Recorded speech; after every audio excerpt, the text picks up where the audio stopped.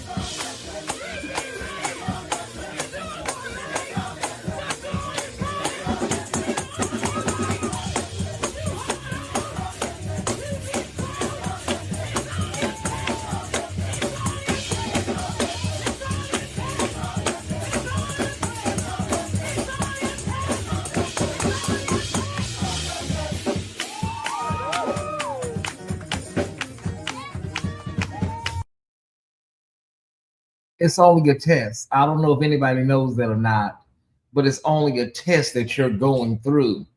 Amen. Listen, no matter what it is today, it is only a test that you're going through. Hold on, keep the faith. It's only a test that you're going through. Hello, everybody. Happy Mother's Day to all of my mothers and all those that identify with maternal consciousness. Happy Mother's Day, because you know you can be a mother and a mother figure and not be female. People don't know that. They have trouble with that. Oh, yeah. But it is the truth. Just the same way women can be, father figures. Yeah. Thank you so much. Thank y'all so much. I don't even know what to call it. Samarta normally names these colors, but thank y'all so much. I love, Spring. I love spring. That's my favorite fashion season. Is spring, y'all. I love spring. All right. Um, I can work with fall and winter, but I love spring. Uh-huh. Yes. Thank y'all so much for tuning in. I see so many beautiful faces. We got a show tonight, y'all. We got a show tonight, and so everybody just hang in there, buckle up. Yeah, we got a show tonight, and we got a lot of work to do. I thank y'all for stopping by today. I'm gonna give my Mother's Day message. Not gonna be long. I'm not gonna be long with the Mother's Day message, but I did not do it this morning. I said, why don't I just do everything at the same time today, right? Yeah. Hey, Demastro. Hey, let's see who we got here. Brittany Chill, the friends, all the mothers. Welcome, welcome, welcome. Do me a big favor while you're here. I see like 81 likes, but we got nearly 300 people in less than 7 minutes. So if you're coming in that fast, why don't we get the likes that fast? Like if you can get 300 people, assembled, and some of y'all were waiting because we were supposed to start at 7 o'clock. So thank y'all for your patience. I appreciate that.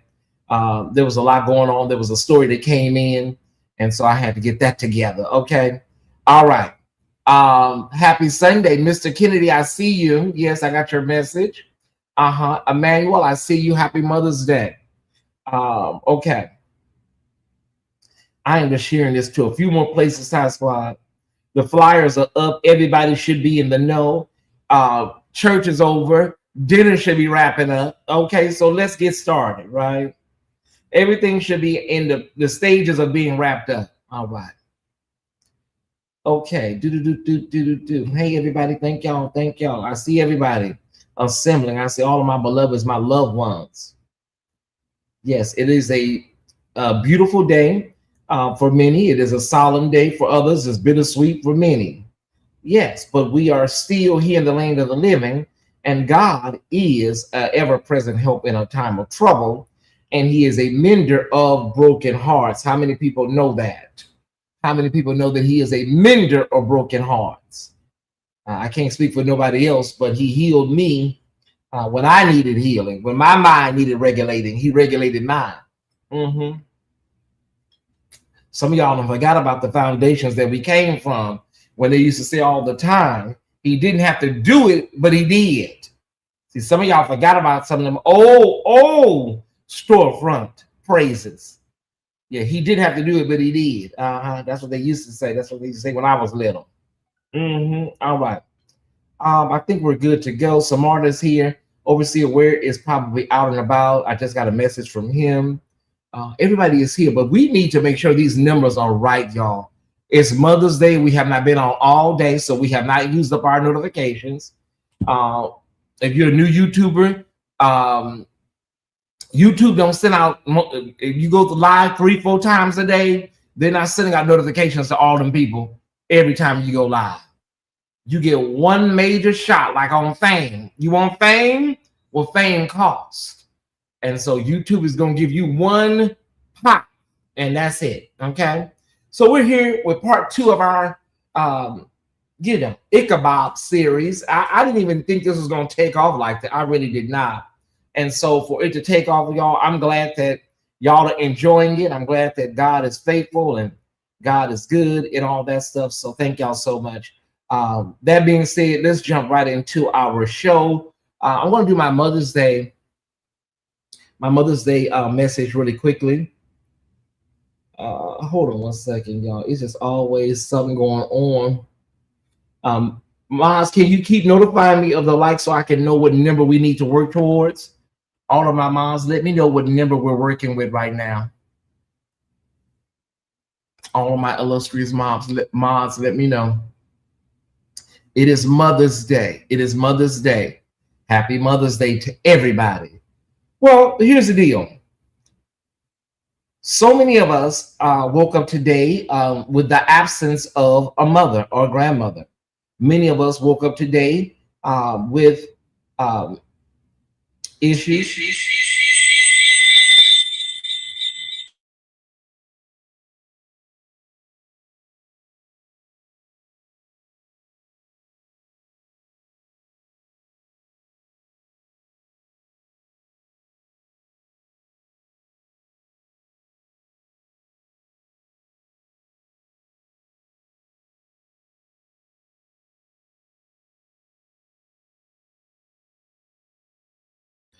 My bad, Ty Squad. Sorry for the technical issues, but we're all right.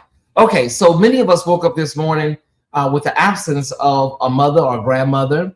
I was trying to get something uploaded, y'all. Sorry for the feedback. And many of us woke up this morning to the absence of a mother or grandmother. Many of us woke up to fractured relationships with our mothers. Some people haven't spoken to their mothers in years, some months, some maybe a couple of days.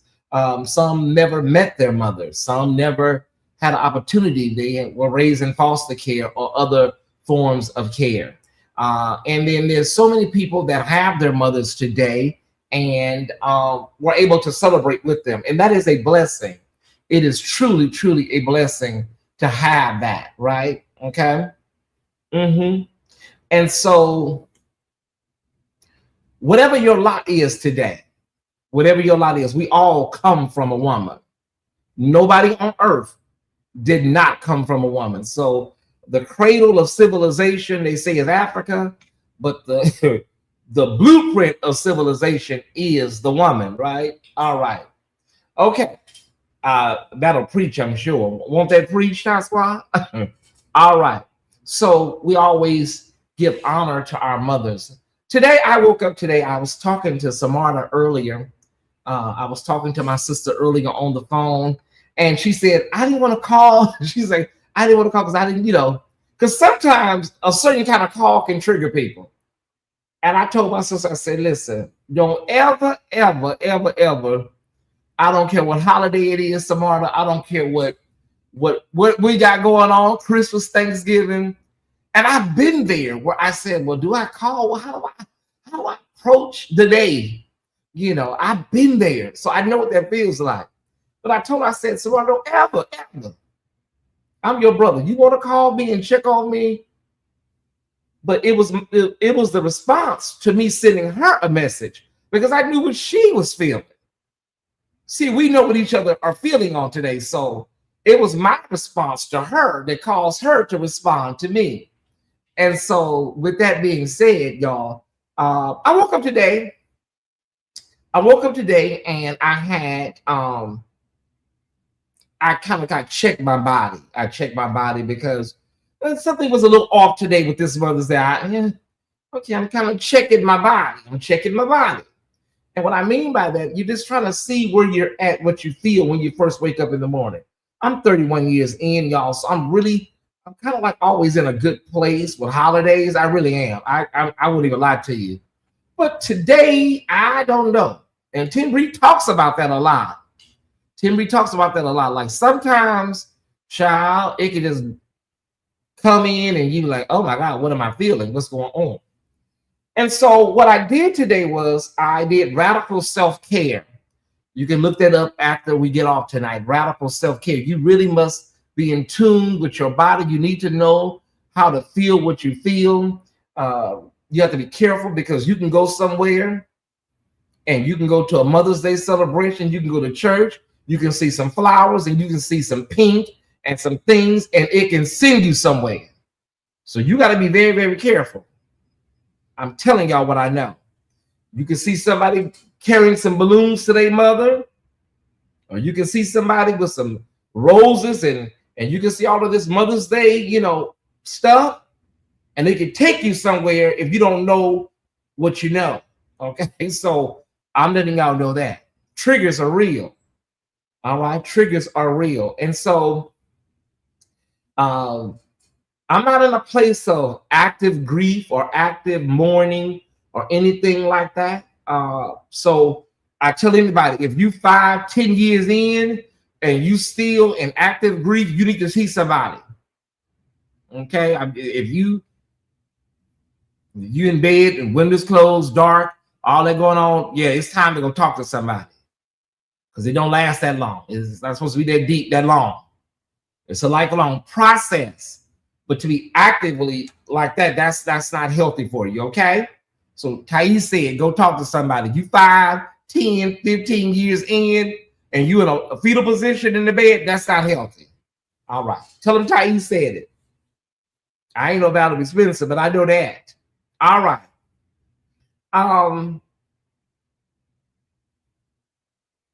But today's theme is, and I have a theme every year, but today's theme, and I'm gonna get on with the show, y'all. Today's theme is using what she gave you.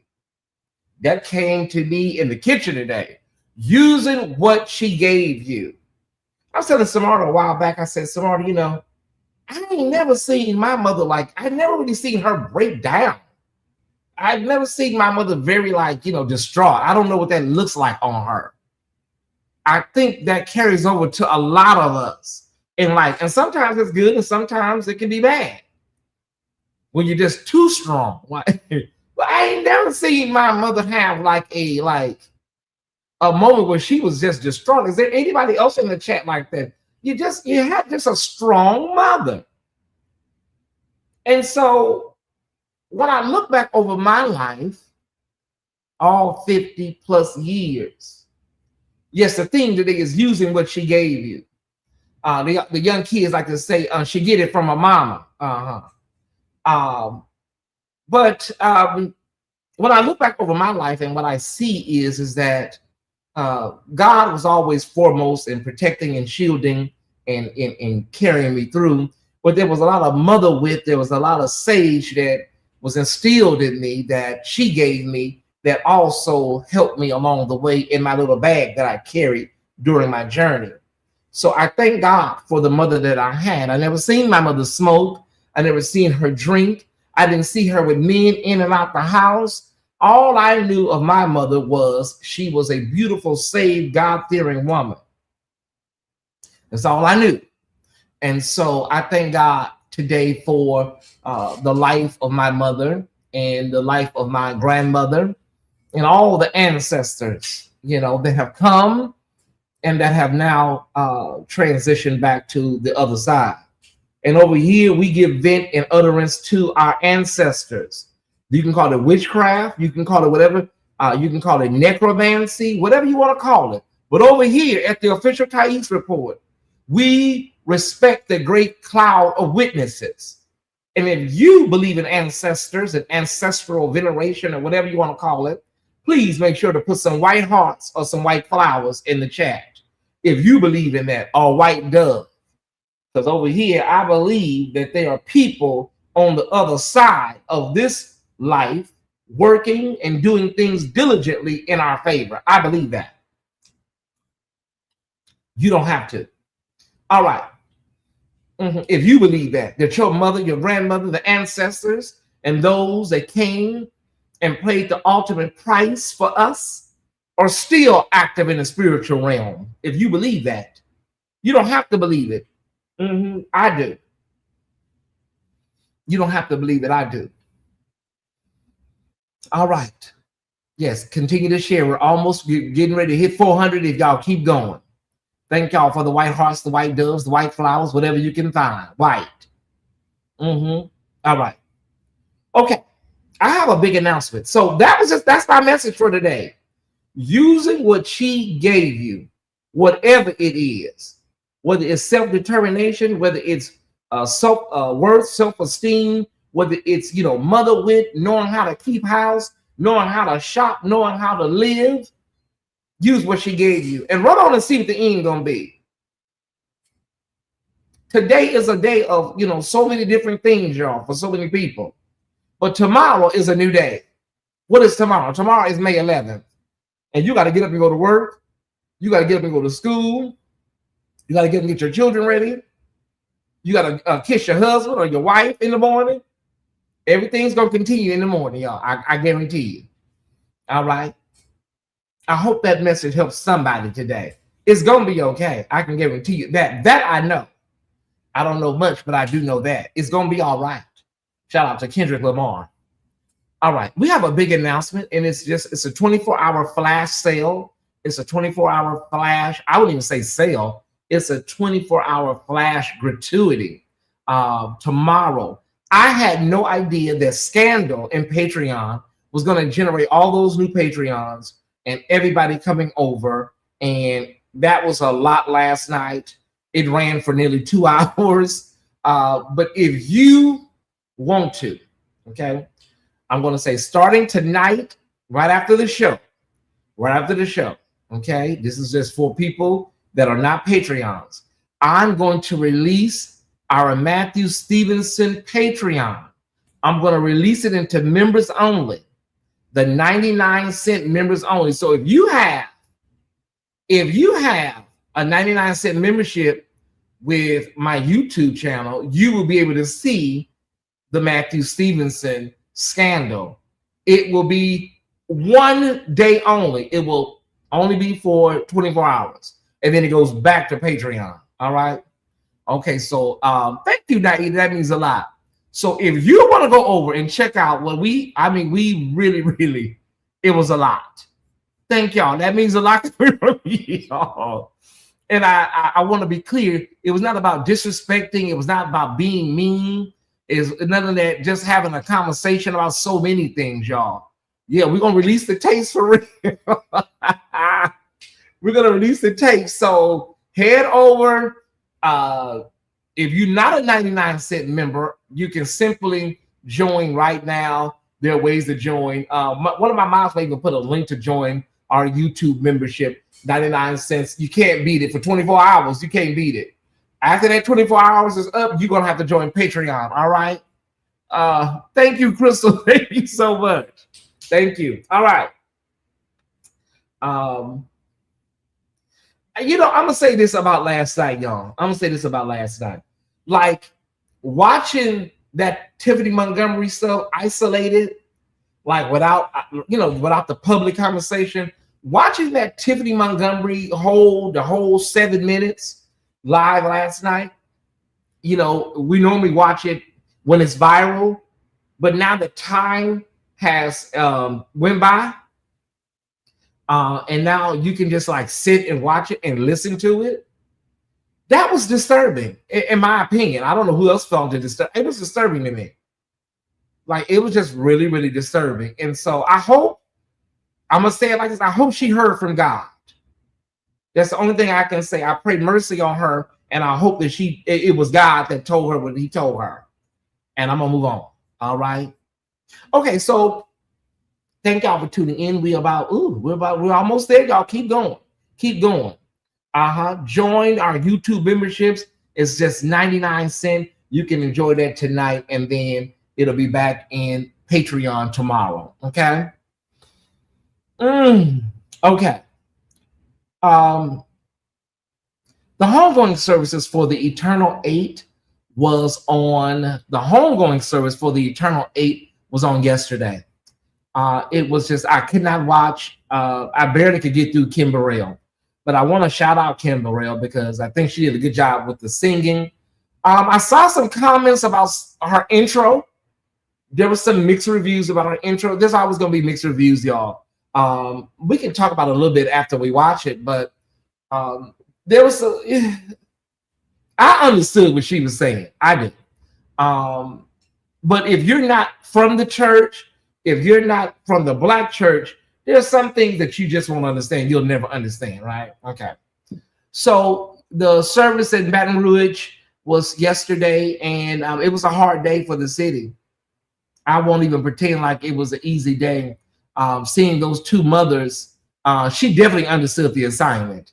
And I'm looking at her in a different light. I'm not sure I'm all the way there to be a fan, but I am giving her, we will give her maybe 3 roses. I'll give her 3 white roses, 3 pink roses at this time. But a full bouquet, I don't think I'm ready for a full bouquet yet, Stanley. But she did understand the assignment. Okay. We're going to take a look at it. We're going to watch the whole thing. Go ahead and start sharing the video again, y'all. Share. We need 30 more likes to get to 200 likes. Thank y'all so much. This is going to be a very hot conversation tonight. Let's jump right into Kim Burrell yesterday, her words to the family and song. Let's take a look.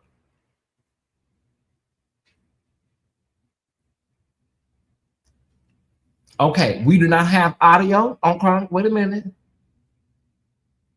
What I might have to do is give me 1 minute, Ty Squad. I know what I'm going to do. We may not be able to get the words, but I'm going to have to switch this over because evidently that did not come out because I had to copy it from the news source, and the news source evidently is not working. Let me see. Okay. So we're gonna do something really quickly, and then we will see. Let's try this, and then just bear with me. Thank y'all so much. Okay.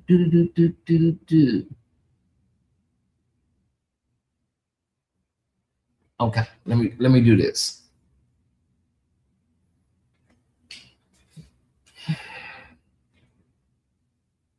Bear with me, Ty Squad. Bear with me.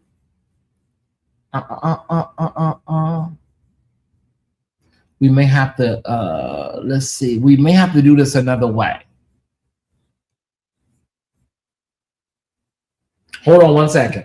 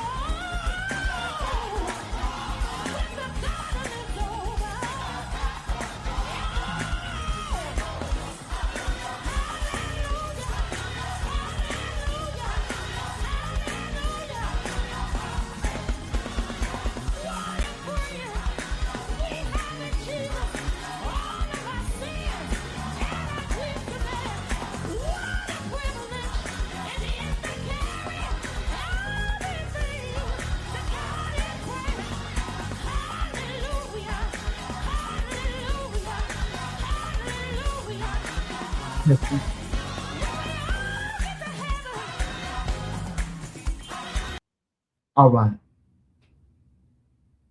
Okay, let's bring this down, and we're gonna wait for that to download really quickly, y'all. We'll see what happens with the downloads, and then we'll come back to that. Amen. Somebody say amen.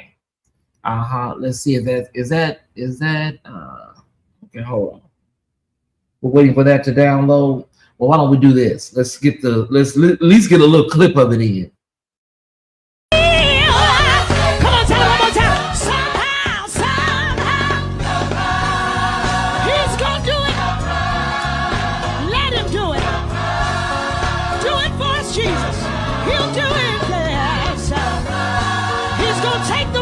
Pieces and mend it together again. He'll do it somehow, yes. You may be all by yourself and you'll feel his touch here in your heart. He'll do it somehow. God, do it. God, do it. Let's go. He'll do it. Come on, everybody, tell the family the Lord will make a.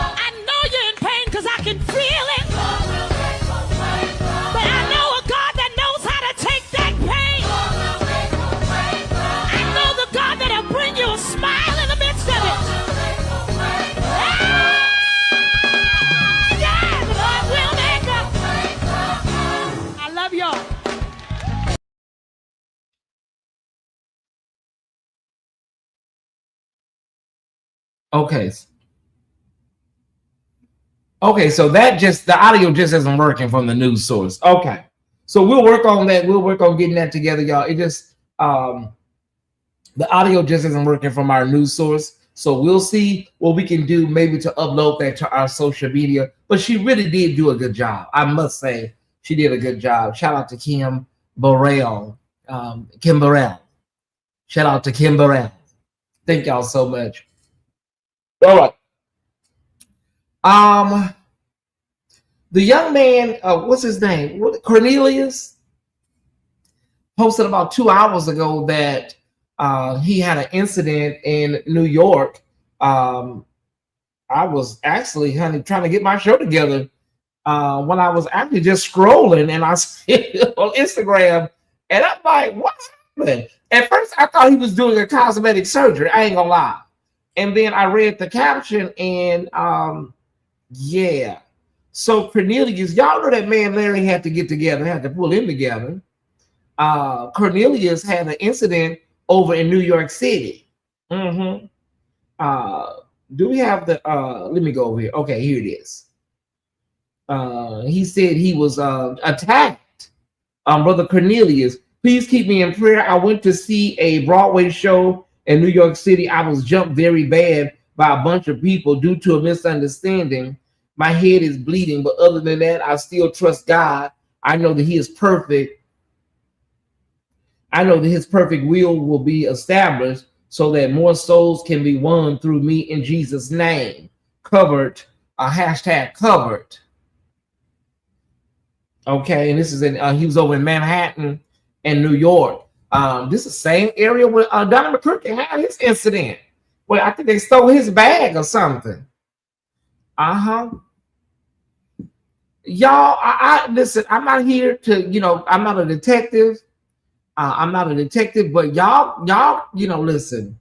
Be careful out here in these streets because y'all be doing a lot. And half the time when y'all be telling these stories, y'all don't even tell the correct story.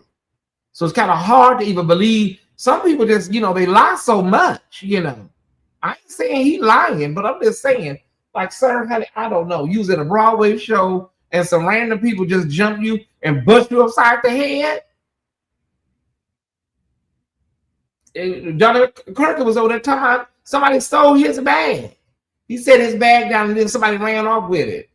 One thing I can say about the kids from back in the day, they knew how to go out and cut for trade and look for trade and came back, with all their bones and stuff. The kids back in the day knew how to cut. There was no injuries, zero injuries for the kids back in the day for the children. The kids knew how to go cutting and, looking for trade and stuff.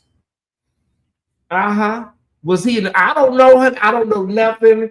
I just was scrolling. We knew how to go. We used to call them. We used to go on treasure hunts. We knew how to go on treasure hunts and look for trade and stuff. And you come back with no scratches on us, none. All our bones were intact. I'm just saying, y'all ain't got nothing to do with it. I want to address. I'm serious at telling you I'm McDonald. Y'all know some of the LGBTQ people in here. Y'all know. I want to address Demetrius Senegal. Demetrius. Let me explain something to you, Demetrius. I'm gonna give you respect, Bishop Senegal. Let me explain something to you, Demetrius. Okay. What's trade? I don't know either. I've been wondering that for years. What is trade? Let me say this to you, Demetrius, Bishop Senegal. Okay. Let me say this to you. Okay, I'm being honest. I saw your post. Whew, okay, I'm getting triggered. My face is getting flushed. Okay. Crystal, you may have to come up here, honey, and stand behind me. Crystal Marshall. I'm getting triggered.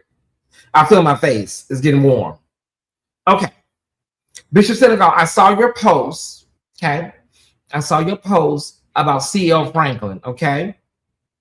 I saw your post about C.L. Franklin. You said you had some sort of prophetic impartation concerning what happened with Bishop Franklin, with C.L. Franklin back in the day, Demetrius, and a lot of things went uncovered, a lot of things went covered and whatnot, and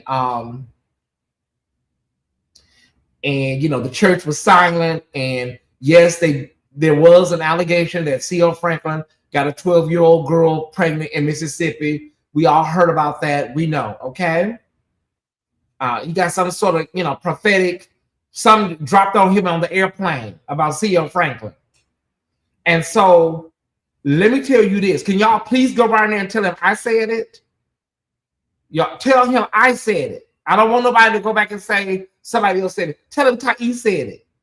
First of all, C.L. Franklin is dead. Aretha Franklin is gone on to be with the Lord, okay? They're both gone on.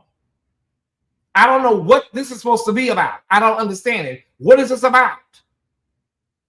I speak truth to power. I speak the truth. Well, why don't we speak truth to power for current cases of people that are alive right now? Why don't we talk about that? People that are alive and walking around. Aretha is gone. CL is gone. All his children are gone. What the hell are you talking about? You got a man you can talk about. You got a man you can talk about with that damn woman that's over there at your church. Why don't you talk about Brian Meadows? Talk about him. That lady that works over there in your church, she was over there getting plowed by him for 12 years. Talk about that. Keep Aretha Franklin's name out of your mouth.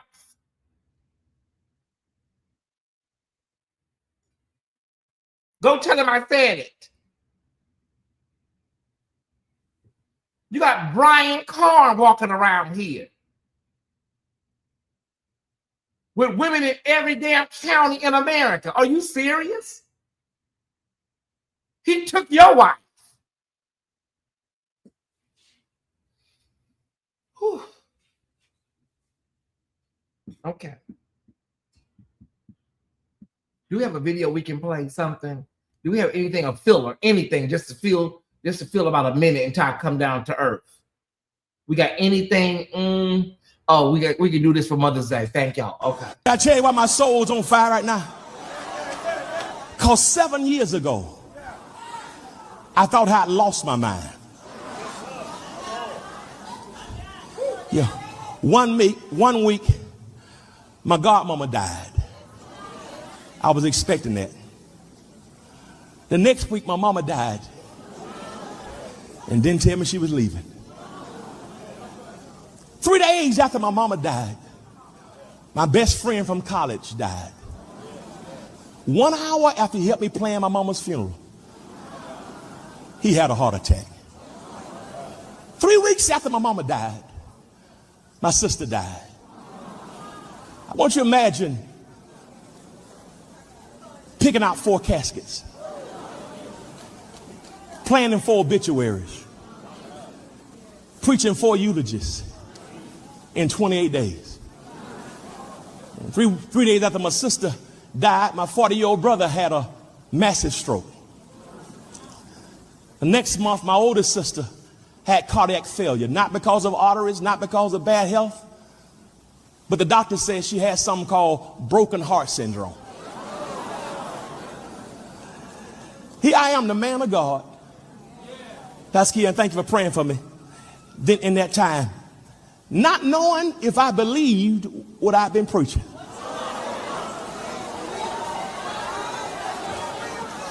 These hands have been laid on people all my ministry. I've seen folk get off their deathbed.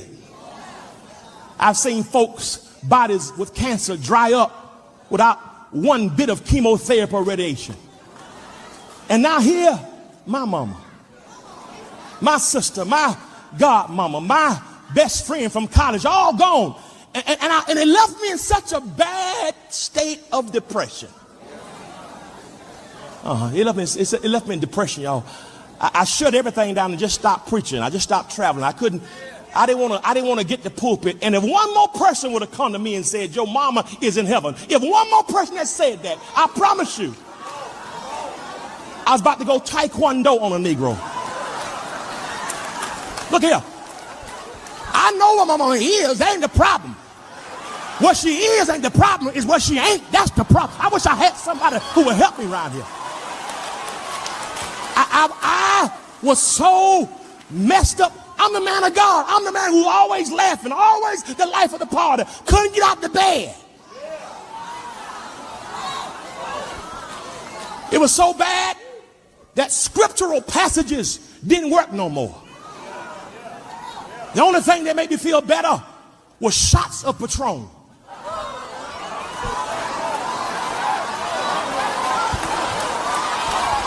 The silver kind. I still cry on Mother's Day. I get sad on my birthday. I still got messages of my mama in my phone. I won't delete them because every now and then I want to hear a voice. I just press the message so I can hear a voice. Now, some of y'all judging me. I see how I see how you treat me. I see how you acting. But do me a favor. Don't you ever criticize a man's steps if you ain't walked in his shoes. I shut everything down for years. You talking about a man who gets 1,500 speaking invitations a year. I didn't want to do nothing else.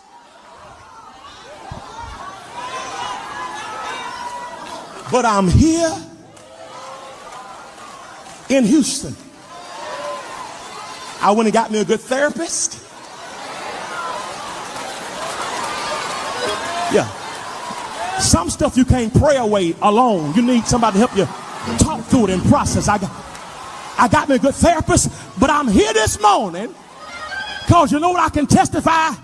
That the peace of God, which passes all understanding, shall keep your heart and your mind. And I got one reason why I thank God this morning. He kept my mind. Shake a neighbor's hand and say, neighbor, you're looking at somebody who could have been crazy, would have been crazy, but he kept my mind.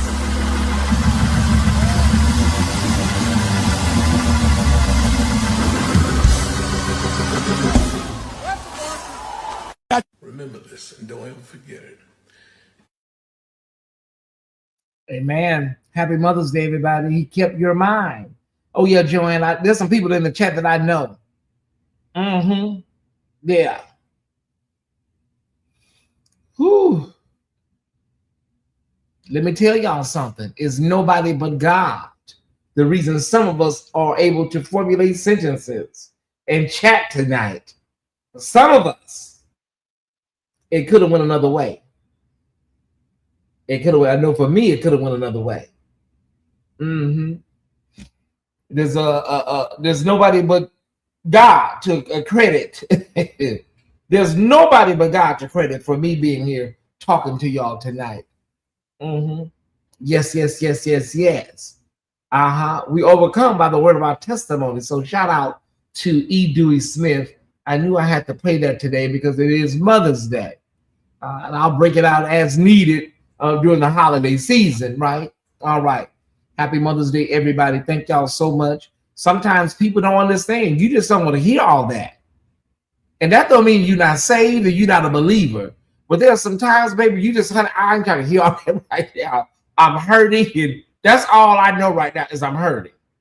I'm not trying to hear that y'all got going on right now, baby. What? We got to shout out Bishop Paul Morton. The saying, we ain't going back, is going viral, everybody. How many people? I need everybody that's active in this membership to write that out in the chat. Bishop Paul Morton has unleashed something. We ain't doing what? Going back. I need everybody that can type to write that in the chat. We ain't going back. We'll have more tomorrow on some things concerning some things. We got some stuff going on, y'all. It's really bad. I ain't gonna sit up here and lie to you. I ain't trying to bring I ain't trying to bring our joy down tonight. Bishop Paul S. Morton, and you want to do it in all caps, I'll give you permission tonight. We not going back. Bishop, you don't know what you released something in the atmosphere with that one. Yeah, you think we're going to be back on the back of buses and go through the back, gal. Put your money in the front and then go around the back. We're here to eat. How many? 4. Okay, the table in the back by the damn washroom. Child, good luck. Go down to Southwest Atlanta and tell them young men to go to the back of the bus. Go down to the South Central or go to the west side of Chicago and tell them young men to go to the back of the bus. Call me and tell me how that goes. Call me in the morning. Anyways, do I need to bring this down? I think I do. Thank y'all so much. Because we're working tonight, we may not have a long show tomorrow. Okay, so I'm doing a lot of work tonight so I can lighten my load tomorrow because I'm supposed to be off tonight. All right, We're going to Charlotte, everybody. We're going to Charlotte, North Carolina for the 41st Annual Stellar Awards. That is going to be Saturday, August 15th at the Spectrum Center in Charlotte. Now, here is the thing. Tickets go on sale for SAGMA members on the 15th, which is Friday. Now, the general public goes on sale the following Friday, May 22nd. And you can go to www.stellarawards.com for tickets. Please note that if you're not a SAGMA member, okay, if you're not a SAGMA member, you have to wait until the 22nd to get your tickets. I'm seriously thinking about going. I don't want to go to Stellar Awards. I just want to go and hang out in Charlotte that weekend, right? I'm seriously thinking about going up there. I don't know. I'll see. I got a nephew up there, a lot of people up there from the Thai squad, so I don't know. I'll see. Then I'm gonna see what that weather look like that weekend, and then I can go from there. All right. Okay. I gotta shout out two people. Let me shout out two people. I want to shout out our own Thai squad member, Isaiah Freeman. He's been with us for a while. You know, he's oftentimes, doing schoolwork, but can we shout him out? Can we support him with some green hearts? Everybody, he just received a Bachelor of Arts degree and Mass Communications from Virginia Union University. That's one of our own. That is a Thai squad member. So we got to shout him out. Isaiah, congratulations, brother. You deserve it. We missed you, but we know you had to do your schoolwork and stuff. But he definitely deserves this prestigious honor. I think I saw him in the chat earlier. Yes, that is not something that happens every day. A young man his age, with honors and did the work. And yeah, so we thank you, brother. We thank you so much for being a part of our squad and for, doing your thing. Let me see something. Hold on one second. I got another announcement. We sure do. Okay. We love you, Isaiah. We really do. Oh, this one right here really made my day because I love this guy. I really like his energy. Ever since we met virtually, I just really love him. I really do. I don't know what it is about him. But my brother, Joti Allison, yes, Reverend Dr. Joti Allison, we want to say congratulations. He is newly called. He is now the Associate Pastor for Christian Education and Faith Formation. Witherspoon Presbyterian Church rejoices along with the Thai squad. Brother, congratulations, of course. And listen, just like I said, Joti, Joti is a living example that sometimes things happen in life and there's a little earthquake, and God is going to make sure that you are elevated and you are restored and you are put back together in front of everybody. So some things that come through just to shake you up a little bit, yeah, they shake you up, oh my God, what is going on? What is this about? And then it all comes right back together again. So shout out to the Reverend Dr. Joti T. Allison. Just had a prestigious honor at Morehouse, and now he is newly called in this new elevation. We love you, brother, here at the official Tyesse Report. You always have a home here. And again, congratulations. You deserve it. You really deserve it. Okay. So we got all that out the way. All of our congratulations out the way. Okay. We got a little something going on here. Okay. The Midwest Regional. This is from the, who is this from, baby? Oh, this is from the Church of God in Christ. Is this Church of God in Christ? Who is this? No, that's Pilgrim Assemblies International. Okay. Good. Okay. So Pilgrim Assemblies International. I saw Bishop Sheard. I didn't know what was going on. All right. So Archbishop William Hudson III, Bishop Brandon Jacobs. This is going to be the Midwest Regional meeting. Okay, y'all got it. The guest speaker will be Bishop J. Drew Sheard, presiding bishop over at the Church of God in Christ. Okay. Is there a date on it? Oh, May 31st. Y'all need to do better with this writing, honey, because listen, this writing. Okay, so May 31st, that's going to be on a Sunday. Powerhouse Posing. That's over there, 144110 McKinley Avenue and Posing, Illinois. May 31st, 6 p.m. Central Standard Time. Y'all going over there. Anybody going over there to the Midwest Regional on the Tyesse Report, please take some pictures and let us know what happened. Please take some pictures and let us know what happened, okay? Anybody going over there? Anybody in the chat? You need to let us know now so we can let them people know to expect you. Okay, we got this thing. We got to promote this thing. Okay. All right. All right, y'all. Let's look at the trailer. Hopefully the trailer hopefully we got some audio for the trailer. That's the next thing, child. We didn't have no audio for Kim Burrell. Let's see. I knew when I met you, you had a calling on your life. I feel so blessed to be here. You got to hold on to your faith. You're on with Empowered Women. How can we empower you today? Don't forget, God had big plans for you way before Anita did. Our focus used to be about single moms, but now it's about promos. All you care about is the brand. I'm your agent. You're my husband. Meet your new bodyguard. Taking care of you is more than just a job. It's my pleasure. I'm being blackmailed. Your sins have separated you from your God. Isaiah 59:2. They don't know about us. Threats like this rarely come with just one warning. Think I don't notice you've been slipping away? Dang, please don't. I'm touching me, Cassie. Sorry. I refuse to keep living afraid.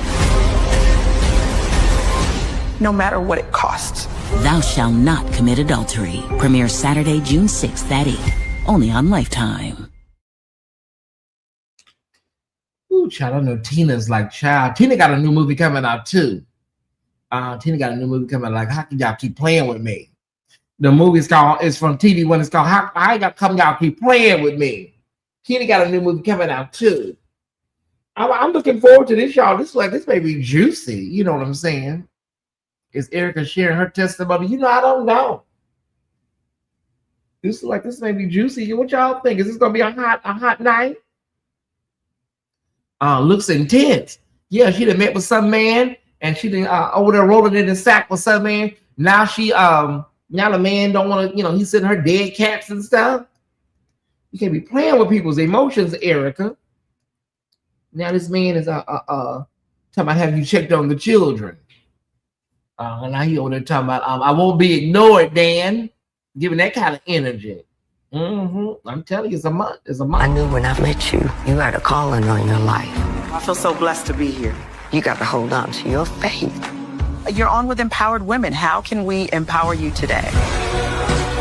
Don't forget, God had big plans for you way before Anita did. Our focus used to be about single moms, but now it's about promos. All you care about is the brand. I'm your agent. You're my husband. Meet your new bodyguard. Taking care of you is more than just a job. It's my pleasure. I'm being blackmailed. Your sins have separated you from your God. Isaiah 59:2. They don't know about us. Threats like this rarely come with just one warning. Think I don't notice you've been slipping away? Dang, please don't. I'm touching me, Cassie. Sorry. I refuse to keep living afraid. No matter what it costs. Thou Shalt Not Commit Adultery. Premieres Saturday, June 6th at 8. Only on Lifetime. All right, y'all got it. Okay, that's a lot going on, honey. Yeah, I love me. Yeah, y'all love Bishop Jacobs. Good. All right. Oh, we got this. Let me see what this man talking about, y'all. Oh, these people are just so worrisome. Ooh, Jesus, I ain't never seen this. Like, the church is just so worrisome to me, y'all. Let me pull this up and see what they got going on. I'm glad I'm doing a lot of this tonight, so I don't have to work so hard tomorrow. We'll do a very light church world news tomorrow. Now, what is he? Boy, what is that in the back? Tyesse, you created it. You should. Tyesse, you created the slide. Wait, who is that on that hill back there, Mike? Y'all better stop. I'm telling y'all better stop messing around with that man on that hill back there. I done told y'all. Okay. Mike Todd said the source of light in Genesis wasn't the sun. It was Jesus. Theologians are pushing back hard. He preached that let there be light in Genesis was Jesus himself. Critics say that explanation edges dangerously close to a historically recognized heresy that Jesus was a created being. Was Mike Todd preaching deep revelation, or did he just imply Jesus was created and cross a line the church cannot ignore? Oh my God. Okay. So let me get this straight. The source of light in Genesis wasn't the sun? Okay. Now I went over here to good old ChatGPT to pull up some stuff and see what I can come up with, y'all. Let me see what we got. Okay, so theologians do not believe Jesus was created because traditional Christian theology holds that he is eternal, uncreated son. He is the eternal, uncreated Son of God, the second person of the Trinity, who existed alongside God before time. Well, that explains everything then. This view, formally established at the Council of Nicaea, AD 325, defines Jesus as begotten, not made, meaning he is divine and part of the creator rather than a created being. Well, there it is. That explains it all right there, y'all. Yes, sir. You need to really, somebody need to go up there and talk to this man and tell him, listen, sir, you're doing way too much. You're not the damn Carlton Pearson, okay? Somebody just snatched the mic out of his hand. All right, y'all. We will continue to follow the what is the figure standing on? What is the figure standing on? That is a mountain. What is the figure standing on? That's a mountain. Yeah, I created this slide, so I know what I asked. I want Jesus standing on a mountain. That's what I wanted. I want Jesus the Christ standing on a mountain in front of the sun. Amen. John 1. Listen, y'all, Bishop Phelps is not here tonight. I don't know. I believe y'all. I believe you, Mitchell. I believe you. John 1 through. Okay, I believe you. I believe you. We have to wait for Bishop Phelps to come back. I think he's on his way to Tampa. All right, wait a minute. He got court in the morning at 11 a.m. So Bishop Phelps is probably in Tampa, on his way to Tampa, because he got court in the morning at 11 a.m. Whew. Yeah, that's what they need to do. Need to go somewhere and sit down somewhere. All right, are we done yet, honey? Can we get to the why we're here? We almost an hour in, and we haven't even got to why we're here. Oh, we have one more thing to do. Okay, good. I'm a pilgrim. I think we get too involved with what's going on in this world anyway. You see, I wasn't involved. I didn't pay my taxes. So we get too involved with what's going on in the world. We're supposed to now. You know, I got to render unto Caesar what is due Caesar. But I make it a little light. But yeah, in the world. I'm a pilgrim. I think we get too involved with what's going on in this world anyway. You see, I wasn't involved. I didn't pay my taxes. So we get too involved with what's going on in the world. We're supposed to now. You know, I got to render unto Caesar what is due Caesar. But I make it a little light. But yeah, in the world. I'm not. Wait a minute. Oh, you're a mess, toy. And they over there talking about how can you not love him? He's so hilarious. Oh, you're a mess. Okay. Oh, hilarious. The Spirit already showed me that I'm going back to Jacksonville, and I may be back and I may be going to Charlotte as well. The Spirit has already showed me that Remember, he said he tangled that thing up in the spirit. The spirit already showed me that I'm going back to Jacksonville, and then I'm probably going back to Charlotte too, in the very near future.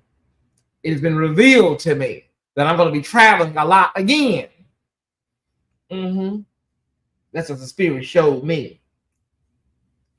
All right, I don't know the man, but that right there lets me know to not let my feet up off the gas, keep my hands on the plow, and to continue to stir the oxtails. That right there. And see, Isaac, I'm kind of like Isaac.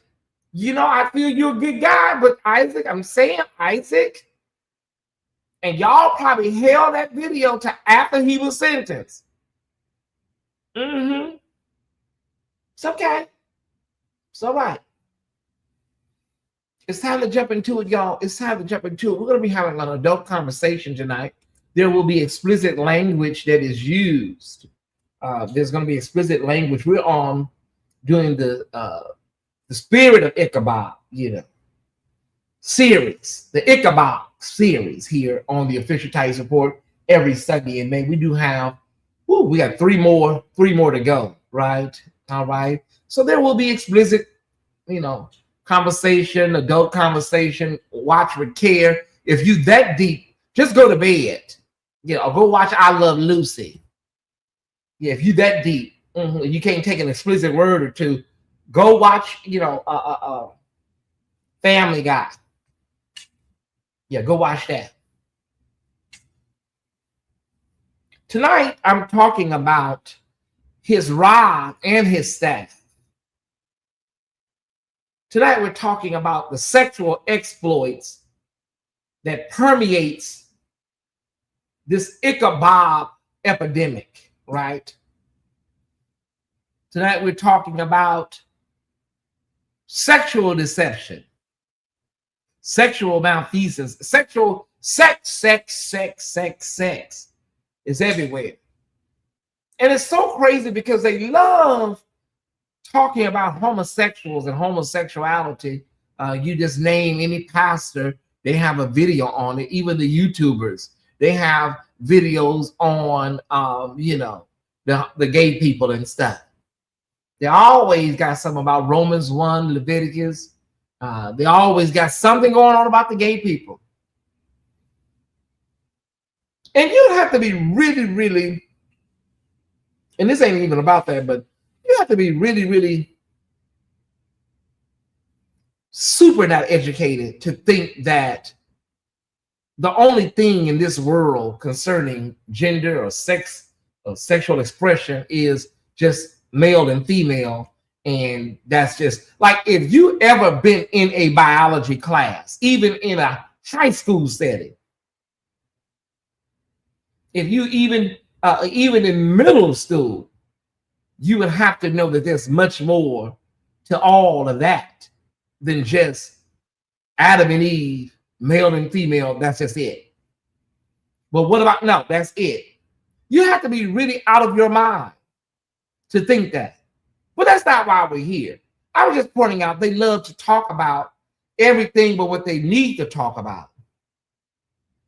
And so the women of the church now are being hunted, and now they are just preyed upon. P-R-E-Y, upon. By these jackleg, nasty, many of these pastors, many of these preachers that you see today, many of them are former pimps, former crooks, gangbangers, hustlers. They ran prostitutes. Many of them got saved in prison. Many of them had their transition in prison. Many of them found their hustle in prison.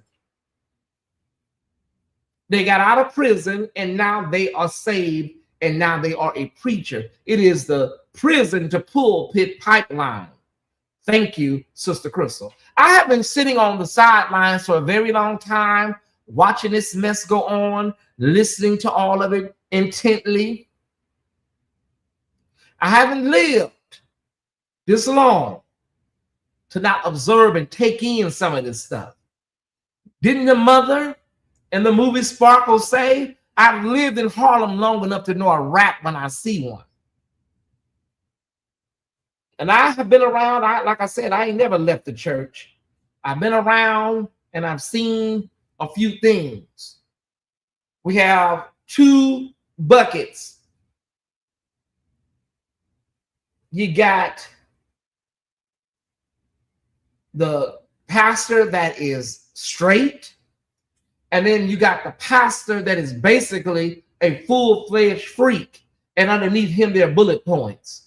So you have a pastor that is straight. There are straight pastors. And then you have the pastor that is a freak. And then underneath him, you can just add the bullet points. You can mix and match the BOGO. And so many of them, I want to be clear, many of these people are very charismatic. They know the word. Even the devil knows the word. They know the word very well. They are very articulate, some of them. Now, some of them, you know, may need to go back, you know, and get a GED or you know, take some night classes. But many of them are articulate enough to hold down a theological conversation. And so now the conversation has been flipped on its head, and now it's the bloggers.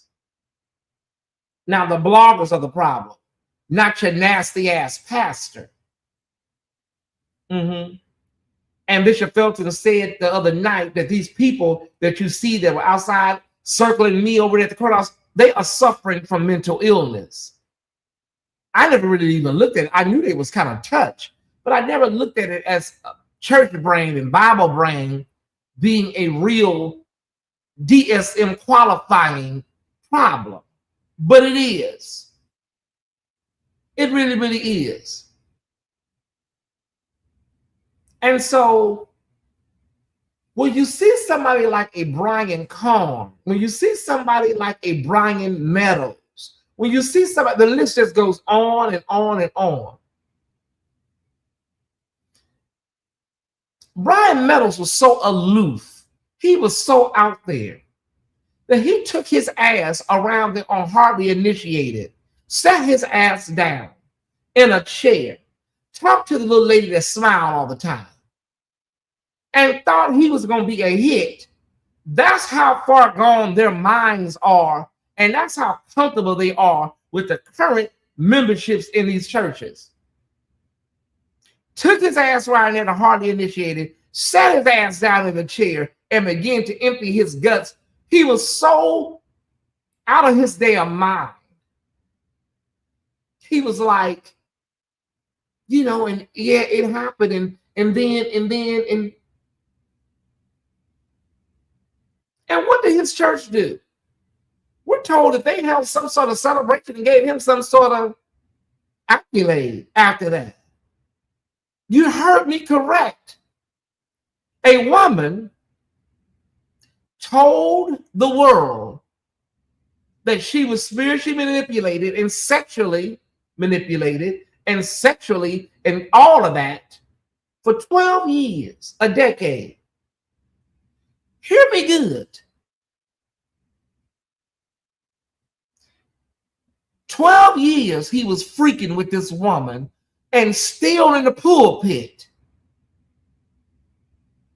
And when it comes out and everything becomes clear, who she is and what happened, nobody is offended. There is no mass exodus. You're not set down. You just roll on and roll on. That's why we say the glory has left. We're the sane ones, the people in the chat. They're crazy. Brian Carn had a whole woman, Vashti, come out and empty her upper and lower intestines. She did. We was expecting somebody to say, okay, now this is the one that's going to shut this whole thing down, this whole operation down.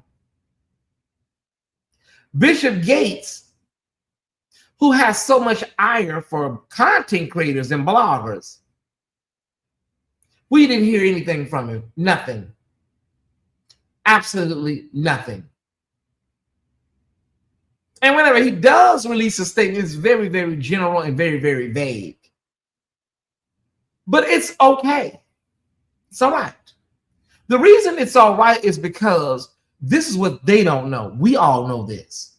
All of us in the chat, the nearly 500 that are watching, we know this. They don't.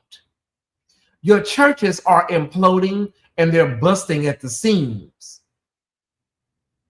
And this model is not sustainable. Carlton Pearson told y'all that already. This is not going to work. So we're going to allow them to continue to do what they're doing.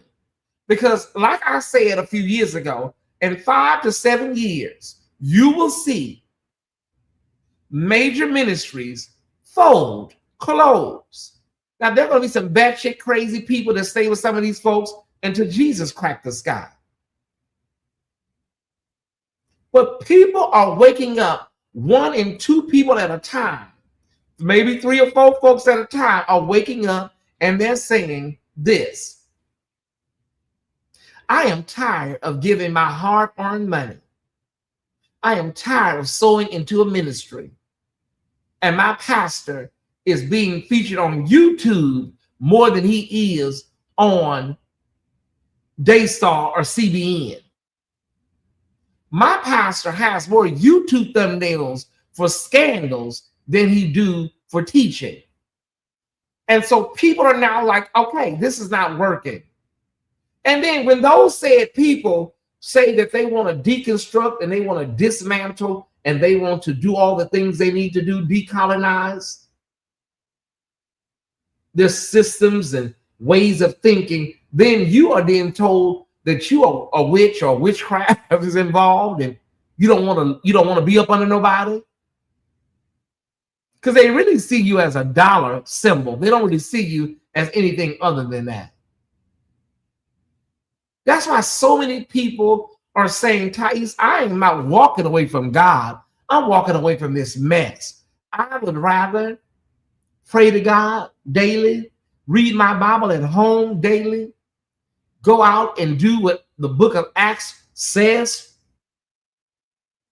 witness to people, bring people into the fold, talk to people, feed the homeless, clothe the naked, Matthew 25 and 40,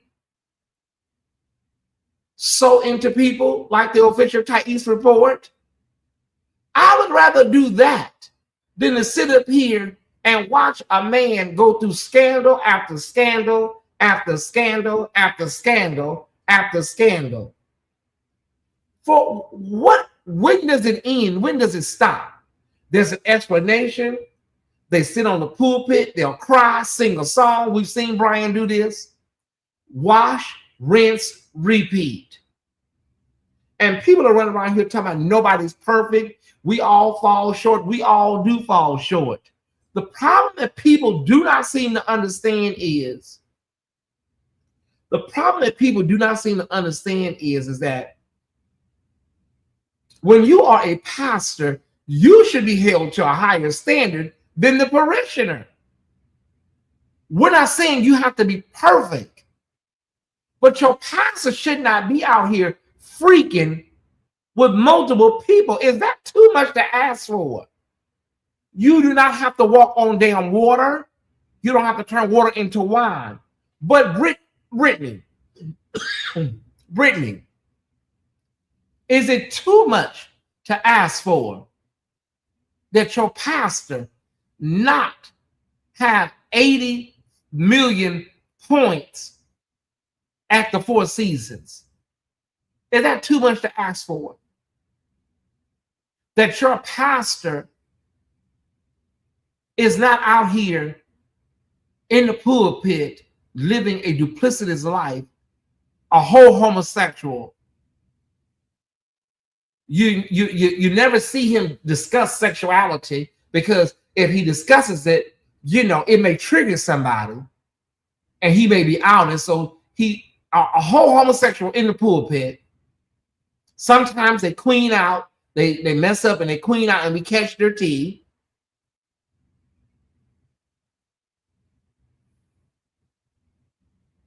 You are whole gal. We see you, girl. We see you in the pulpit. We ain't never seen you with no woman. We ain't never seen you with no wife, no girlfriend. Not that you have to have that, but we just never seen it. You don't need, it shouldn't be a completer set for ministry to just have a woman or have a man. You should be equally yoked. You should find somebody you're attracted to and y'all have like-minded interests. It shouldn't be like, I got to go grab a woman and have some kids just to be in ministry. If you're called and you're effective and God has a call on your life, I don't think you have to be married to be effective in ministry. Is anybody in the chat that agrees? How many people disagree? You do not have to be married to be effective. But a lot of people feel that if I go out here and get me a woman, it'll throw them off my scent. It'll throw them off my scent. So let me just go grab a woman. And then y'all taking it too damn far. Then you're having sex with the woman. And then you're having damn kids. I think that is atrocious. I really do. Because now you done mess up this woman's life. And a lot of times they do know, the women know, because y'all have an arrangement, a lavender arrangement. And then now you done mess up these kids' lives.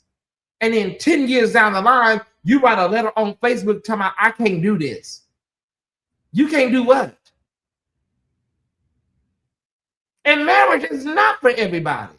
Because we're sitting up here now dealing with people that are in loveless marriages, Romeo. Marriages that people are staying in separate bedrooms, sleeping in separate bedrooms, and don't even like each other.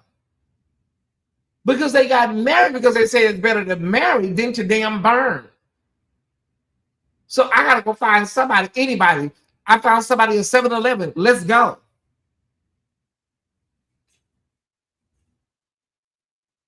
Everybody, I can tell all of y'all this. I don't know much, but I do know this.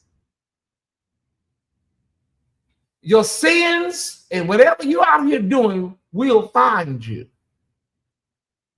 I want to look directly in the camera. Your sins and your ways will find you. And that includes me too, Tyesse Jackson. We got a case in LA where the man, they live in two damn separate houses. She a lesbian, he's a whole gal.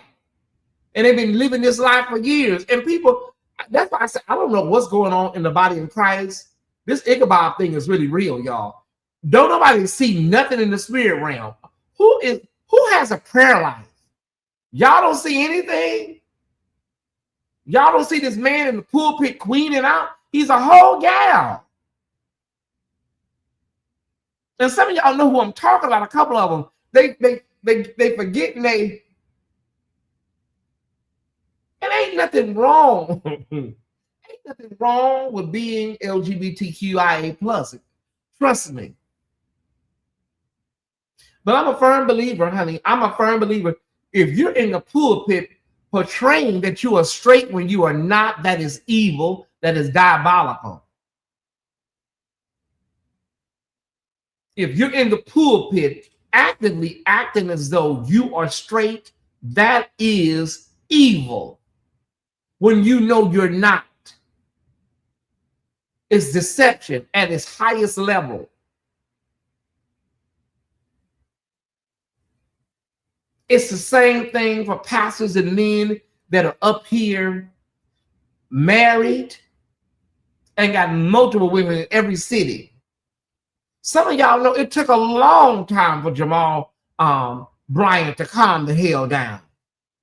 It took a long time for him to get somewhere and set his ass down somewhere.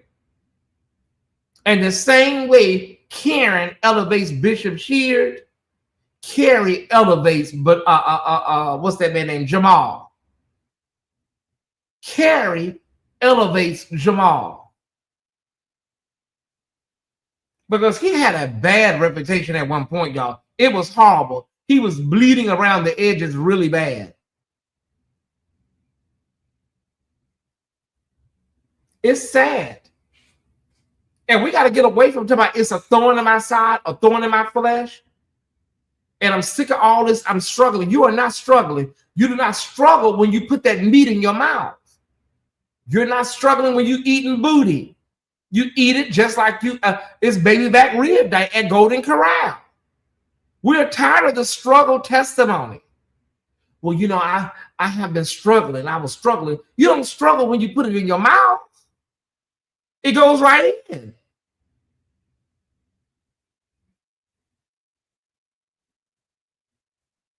But now all of a sudden, you know, it's a struggle. It's a struggle. People say I'm too hard on Donnie McClurkin. I've heard people say, you know, behind the scenes, Ty, they say you too hard on Donnie McClurkin. You're wearing him out. Am I? Am I wearing Donnie out? I'm actually being very generous to Donnie. Because had Donnie caught me, if I was the same blogger I was maybe 3 years ago, honey, listen. Girl, child, listen. I think I'm actually generous to damn Donnie. I'm very generous to Donnie.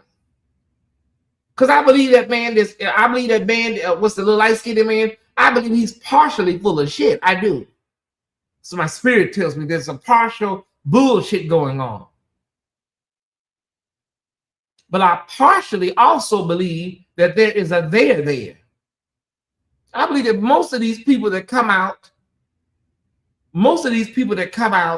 are, you know, slightly full of shit. But I also believe that there's some truth there. I said it the other night in Patreon.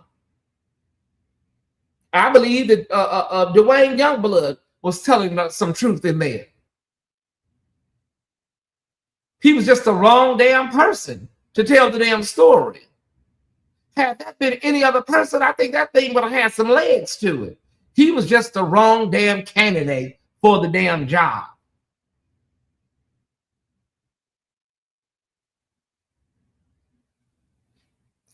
And so they're full of shit.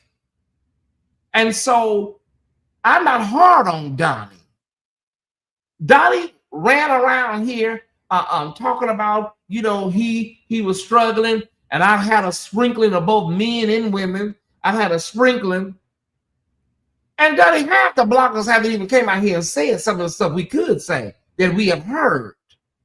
You know, Donnie, because we you know, some of the stuff is not verified. But Donnie, come on now, listen. You need to give that man a damn envelope, you know, whatever you can pay him, and send that man on his damn way. That's what you need to do. Ooh, Tyesse, if you pay off one, ooh, Tyesse, you know, sometimes the meat fall away from the bone. I don't give a damn about all that. Give that man $250,000, $300,000 and let that man go on down the road before you get up in that courtroom and that man start putting out some damn dropping bombs like the Gap Band.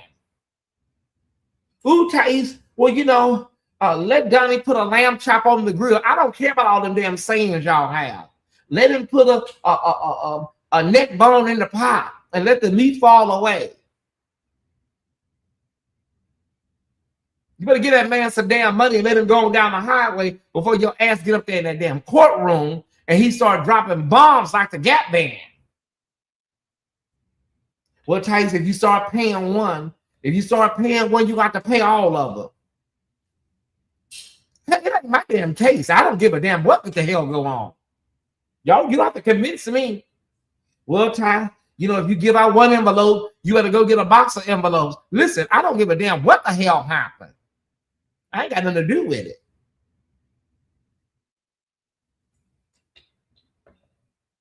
We done seen it all. From the little ill-informed boy in St. Louis going down to the pulpit talking about he was delivered. Talking about he loves women's. Well, he needs to be somewhere getting hooked on phonics or some sort of, you know, IED program. Not IED, IEP or whatever it's called. We dealt with that. We've seen all of this circus atmosphere, y'all. And it just keeps getting worse. This man up here cracking jokes about tax fraud. It's not getting better, it's getting worse. And somebody said, Ty, it seems like you've been focused on the men. Seems like you don't have nothing to say about the women. Listen, whether it's the Clark sisters, the Denise Clark dichotomy, whether it's the Pace sisters, whether whoever it is, the truth is the damn truth. There's a lot going on in the church that is basically rooted in trauma, unhealed trauma. And people are still trying to get up and be effective. People, yes, IEP, that little boy needs to be in IEP instead of talking about he's delivered and I love women's. He needs to be back there in one of them bungalows, Dr. Golden. Back there, you know, they have the books. This is Skippy, see Skippy run.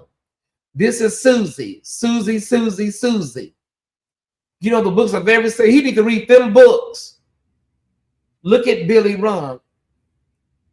If Mary has 2 apples and you take one, how many apples do Mary have? That's what he should have been.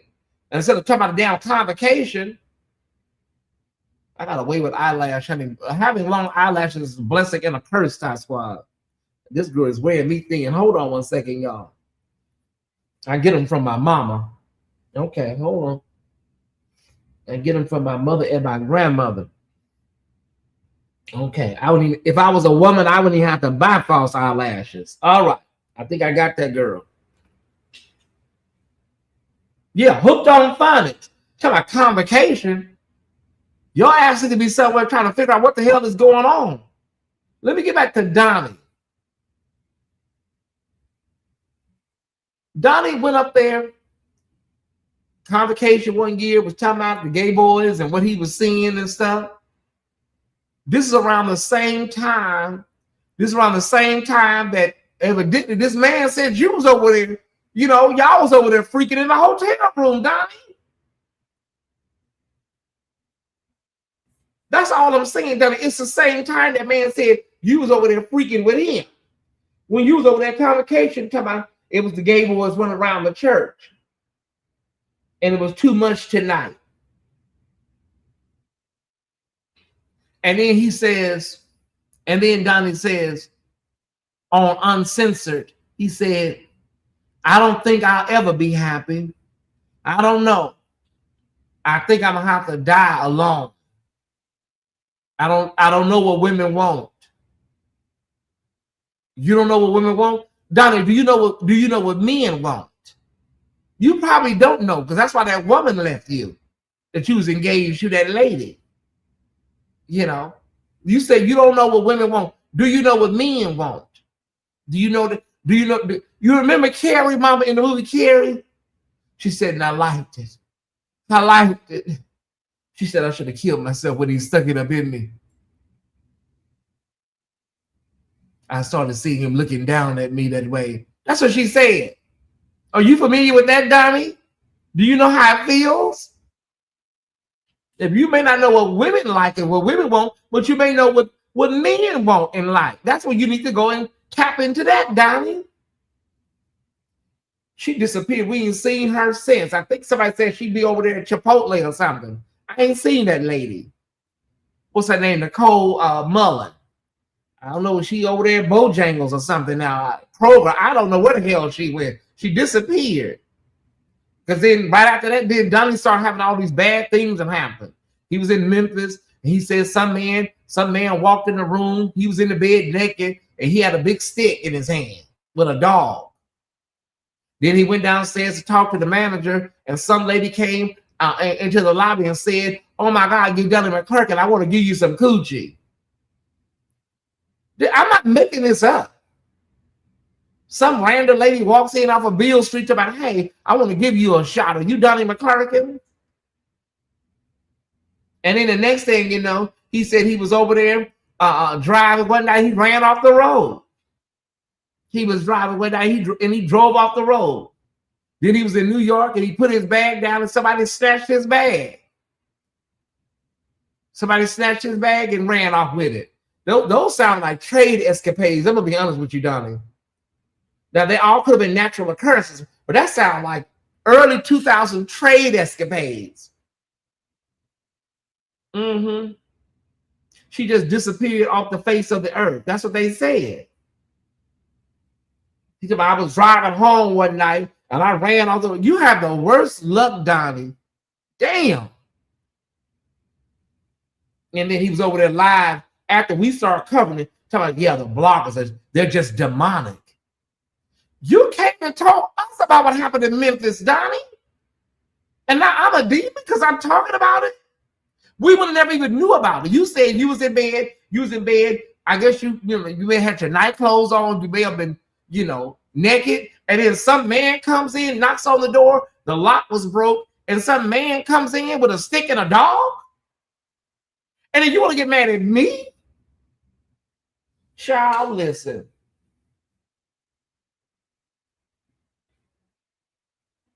We're the enemy now. The bloggers are the enemy. Because we're talking about it. I'm crying. Well, y'all make sure y'all hit that Cash App. Because I'm working really on my night off. And it's Mother's Day. And they do call me Mother, the arch mother. So if we can get a nice honorarium together for me tonight, it would be appreciated. I'm working through my pain and my grief and all my stuff tonight. I could be in bed watching Divorced Sisters. I watched the last episode. I got one more episode to go.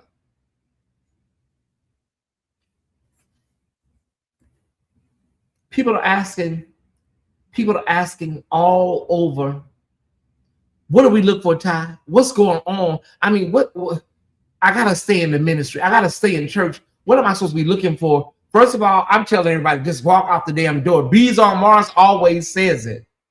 We're not giving out what to look for no more. Those days are gone. Get the hell up out of there. Run. Bees tell y'all that all the time. Just run. Do you remember in The Color Purple when Suge Avery was running to try to get that damn razor out of Celia's hand? Run like that. Tyesse, do you have any tips? I mean, what should I look for? I mean, I don't want the pastor, to come on to me or my daughter. I got a 17, 18-year-old daughter. He probably already had your daughter, ma'am, lady. You think so? Ooh, child. Y'all remember Waiting to Exhale when Robin told Whitney Houston, you really think he stole my wallet? Ooh, girl, I cannot. Ma'am, he probably already had your daughter 2 or 3 times. These jackleg pastors. You really think he had Kiwana? Ooh, child, I cannot. Listen, let me go get me some damn fruit. I'm going to bed, y'all. I can't do this. I thought I could pull this off every Sunday in May. Ooh, child. The lock was broke in a 5-star hotel. Well, they did say that was Memphis, Theo. That's why the Church of God in Christ have left and went back to St. Louis. They say in St. Louis, some of the doors don't even have knobs on it. You can just look through the knob in Memphis. They put some toilet tissue there to stop the hole up over there in Memphis. Some of them hotels don't really, some of them hotels are from the 80s. Your daughter and your son, keep an eye on your son too.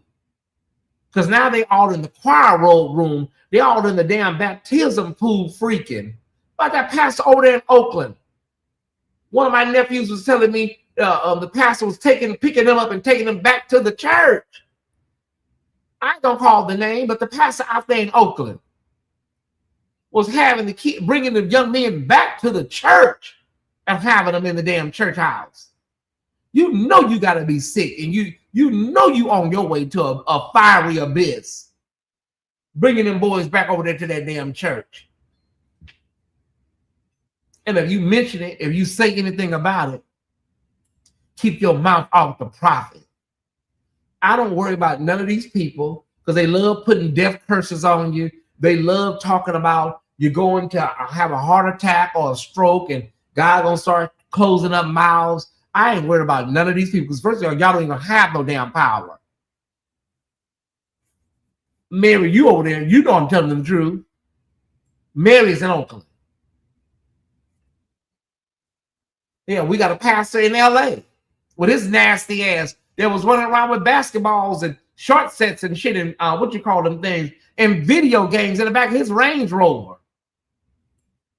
Had all kind of short sets and shit and not basketball, Jordans and stuff in the back of his car, brand new. He had everybody's size, so no matter who he met, he had a 9, he had an 8, a 10, whatever size you needed, he had it. In LA, running around here with damn short sets and shit and PlayStations and Xboxes in his car, brand new in the box. Nasty bastard. I think I triggered.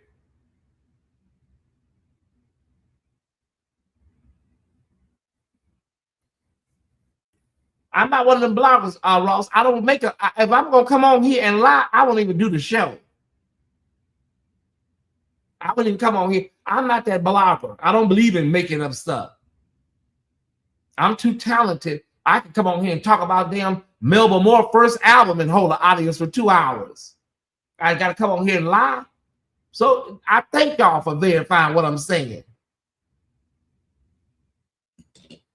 It's a mess. It's a mess. And every time something happens, Ty Squad, we get in shock. All the blogs rush in, we cover it, and then we go on to the next story. Derek Favors, Dallas, Texas, found in a motel room. They said it was sex toys. Somebody said it wasn't. Found him in an old, seedy, nasty flea bag motel, dead. Zachary Timms, found him in a damn hotel over there in New York, dead. You know what the problem is, Ty Squad? The problem is you got men that are steeped in trauma that are trying to minister through that trauma, unhealed. Many of them victims of molestation themselves. And so the drugs are a numbing. That's why they do it. Very popular newscaster in LA. I remember watching him, and I would watch him, and I said, I see he's one of the kids. I can see it. I said he's one of the kids. And I know the mass that comes with being in heteronormative spaces, even if it's corporate, even if it's the church. It takes a lot of work to keep that straight mask up, y'all. It takes a lot. And I saw him, and I could see some, because I'm a black gay man, and I saw the weight of all that he was carrying every time he came on the news. I can see it in your eyes. I am a black gay man. I can see what you're carrying. All I got to do is look at you for about 10 minutes. I can see it on you. Because I done been through a lot. I turned on the news one day and they said he was dead.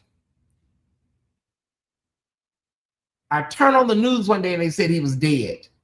So, okay. We wait a few months. And then they say that he lost his life due to methamphetamine and some other, this other thing that, gay men use. It's kind of like a numbing agent. And together it was a toxic. I said, okay. What you saw was right, Tyesse. It's a burden, y'all. It's a burden. That's why Donald McClurkin always looks so drained. Gay men in this audience know what I'm talking about. Men that are not comfortable enough to live in their truth, they look just exasperated all the time. It looks like your blood has been taken out of you and just put back in real quick. You just look drained because you are not able to live in your truth and who you really are. Hey, Tyola, give my love to Frankie. You're not able to live in your truth. And so now we got these we need to talk Ezekiel, and you got all of these ministries that are popping up, YouTube ministries, YouTube channels that are popping up that are based in deliverance and people being delivered. And you got all these gay men like Steve McQueen, not Steve McQueen, that's the fashion designer. Keith McQueen, you got all these people now talking about they're delivered. Did you know deliverance, saying that you are delivered, is a really lucrative thing now, y'all? Did you know that, Tax Squad? Deliverance ministries are huge. They are huge. So many people now say that because church folks love a good old deliverance from homosexuality. They love it. They eat it up. They eat it up. And so what they tend to do is they tend to say, well, I've been struggling a long time, but God turned my life around. Tyesse, do you believe that God can or can't, or what are you saying? Deliver somebody. God can do anything. He really can. Also, I'm of an age that I know everybody does not. There are ways that there are things that have happened to people that they may not want to be gay. I don't have time to break that down tonight, y'all. Everybody's not happy being gay. There are things that have happened. Some people believe that you cannot. Some people believe that you cannot become gay through sexual trauma. You can. Some people believe that that is not possible. It is definitely possible. Trust me, you can become gay through sexual trauma. Okay? I can guarantee you that. It's not my story, but I can tell you many a story of that. Yep, I'm thinking about going over there to the deliverance camp. It's Monday. Don't do that. Don't do that. Oh, it's lucrative. I have there was a lesbian woman from LA. We knew her as Esco. Her name was Esco. And she came over here in the chat one time. I mean, one time she used something, one of my clips, and didn't give me credit or anything, but her name was Esco. She was one of the biggest dope dealers in LA. She was a butch lesbian. And she was one of the biggest dope dealers in damn LA. And next thing we know, she had wrote a book. Well, let me back it up. She had a real bad beating one time. Something happened with one of the kids from the community. They beat her with a tire jack. The thing that you lift the car up with. They beat her with that. And so after that, she disappeared for a while. And the next thing we know, I seen her on the 700 Club promoting a book. I wonder what had happened to her. And Tyesse Squad, new followers and friends. She was on the 700 Club promoting her book about being delivered, and she was no longer a lesbian. And came over here. She would not hit that link because I was going to wear her ass out. She would not bite. I inboxed her. Please come on the show. Girl, we know you. I know you. She got delivered, air quotes, she got delivered and then went on a tangent talking about the gay community. Every 700 Club interview, every interview she went on, she was just dragging the gay community. Girl, you were known as the connection in West Hollywood. Pills, coke, Molly, whatever, you could get it from you in the club. Girl, you was the bathroom good time girl.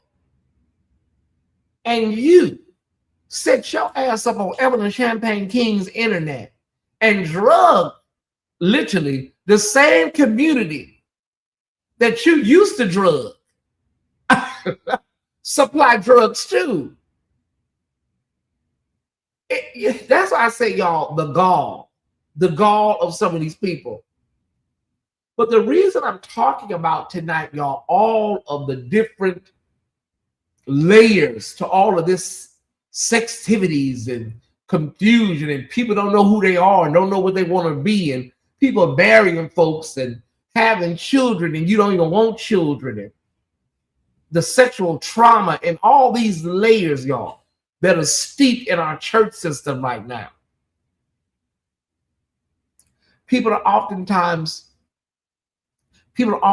as I said, y'all, they are steeped in so much trauma. Nobody has ever really gave it sound for them. Nobody has never let it bubble up for them. Nobody. You can't even articulate what you're going through, what you're feeling.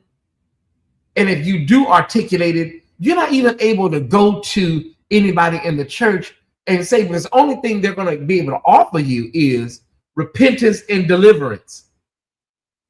So if you are a homosexual and you are closeted and you're not out, you can't go to anybody and say, this is what I'm dealing with, and keep your position. Whether it's ministry, whether it's choir, whether it's hospitality, they may let you stay on the usher board. Sometimes they don't have a problem with you being an usher. But there's no room for you to stay in your ministerial or musical or whatever capacity and be yourself. So the church cultivates the spirit of secrecy and suppression and hiding who you are. That's why nobody ever gets healed. That's why people are dealing with all of these sexual vices. You have to keep it under wraps because they're only going to hit you with religion. They're only going to hit you with repentance. They're only going to hit you with getting delivered.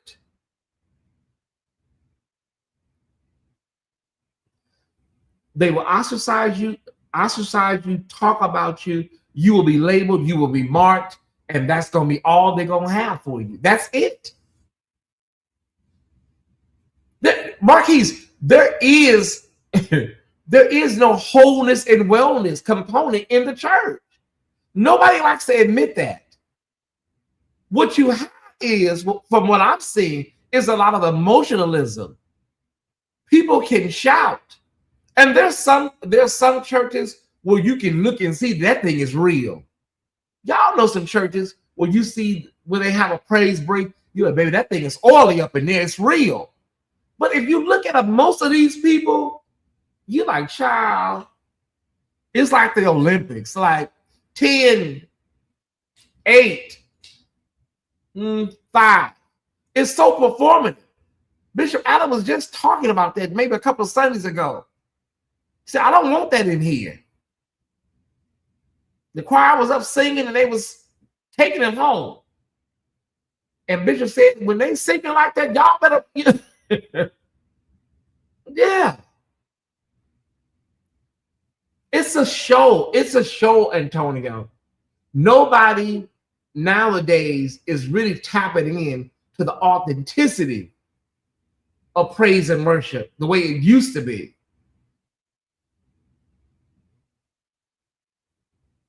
Performance without presence. And don't get me wrong. Can't nobody buck like black folks. We can buck, honey. We will tear up a church. Can't nobody shout. We have shouting down to an art form. I love you more, Malika. We can shout, honey. We can outshout any race.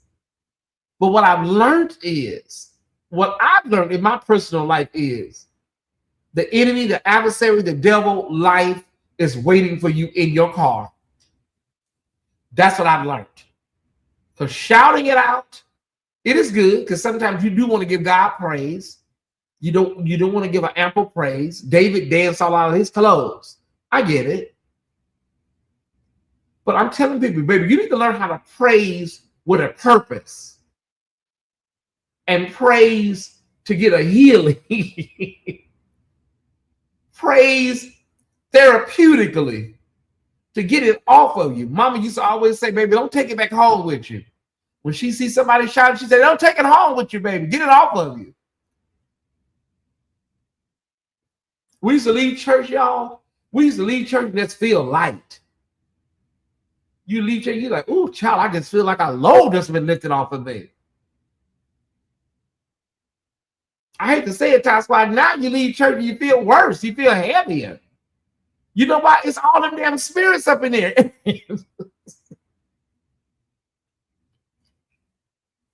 Now it's all them demons and spirits, everybody heavy in I wish I had the therapy and psychiatry services that I needed when I was kicked out. So many times. I'm serious, Joanne. Joanne, you know. Joanne, you're in ministry.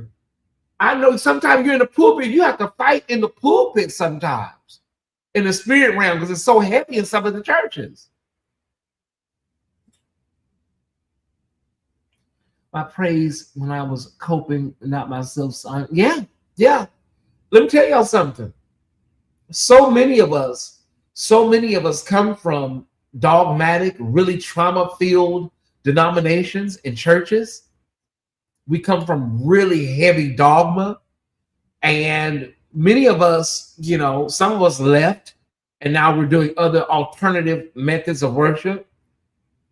But y'all, ain't nobody, they don't have nobody to help us when you get the hell up out of that mess. You got to go through the deconstruction process and all that stuff, Antonio, on your own. And some of y'all still over there in some of that mess. You just know how to do it differently now. But ain't nobody, remember in The Wiz, Miss One? Diana Ross met her first, Miss One in The Wiz. And she said, sweet thing, let me tell you about the way things are, right? And I know you travel far, right? Yeah, her. We don't have no Miss One in the church. There ain't nobody to meet us when we first get to ours to tell us, girl, go that way. What are you trying to get to? You trying to see the wizard? Well, he's a wizard and he lives in Oz. Go that way. Ain't nobody helping us with nothing. You have to figure all this stuff on your own, y'all. I wondered, I said, when my girl first opened, when she first did Super Soul Sunday, who they drug over these churches and folks? They drug Oprah. She's a witch. It's voodoo. I said, what is about this show? I watched a couple of episodes. I said, this is phenomenal. I watched a few episodes of Oprah. I said, this is phenomenal. And they don't believe in having conversations that talk about pathways, multiple pathways to God. Church folks, they don't like that. They don't want you to stray away from the dogma that they have been steeping you in. What? There are other ways to get to God? No, there's only one way. Intellectually, do you believe with 8.5 billion people in the world, all of these cultures, all of these languages, all of these continents, all of these countries and counties and cities around this great big old world, you really think that there's only one kind of pathway to get to God? There's some people that have never seen inside our Christian church. Does it make sense to you?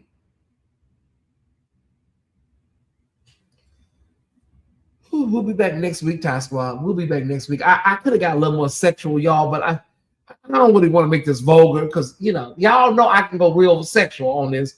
I decided, I said, I'm not going to do it tonight. I could go a little sexual on it.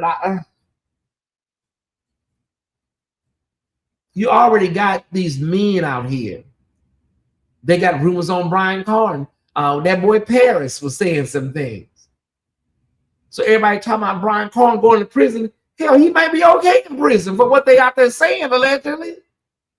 Y'all worried about him in prison, honey. He might be right at home in prison. Based on some of these damn rumors that's floating around here, allegedly. Well, these men, they seducing men and they seducing women. Many of them are bisexual. It depends on what they want that night. Some of them may want booty, some of them may want something else. It just depends, y'all. So you don't know who you're dealing with in these pulpits. Hell, it's like Leviathan spirits. It's just really just, whoo, gee whiz. It depends on what they want that night. Some of them are very bisexual, and some are bi-curious. Somebody say, well, what is that, Tyesse? That's a straight man that's really curious about being with another man, or vice versa. I love you with this kind of discussions. Thank you so much. We're going to take up an offering at this time, Sister Colette Brown.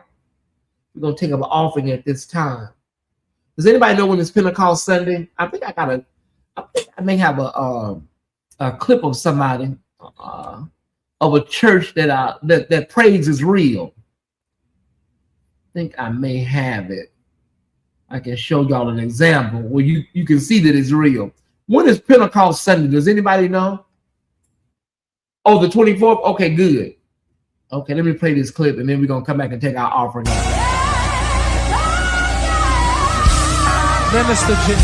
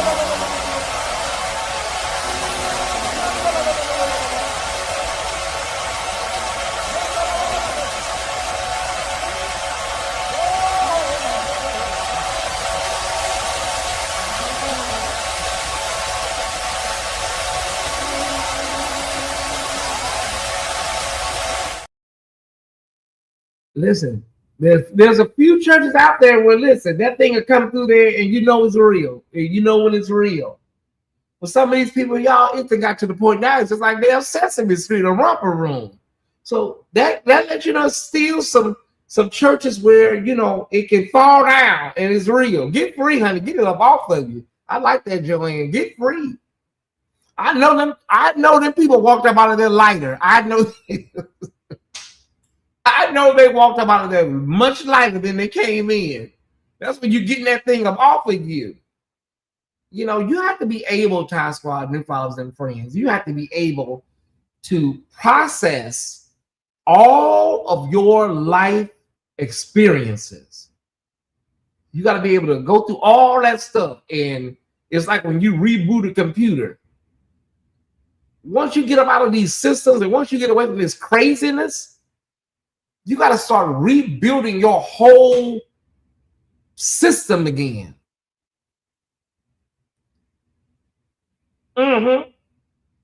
You got to start like rebuilding from the ground up, like everything that I knew and everything that I was taught. I got to reassess all of this stuff. Everything I got to like dismantle all of it. It's like you got to put it all, spread it all out in your bed and just go through, okay, I don't need that. I need this. I got to keep this part of my worship experience.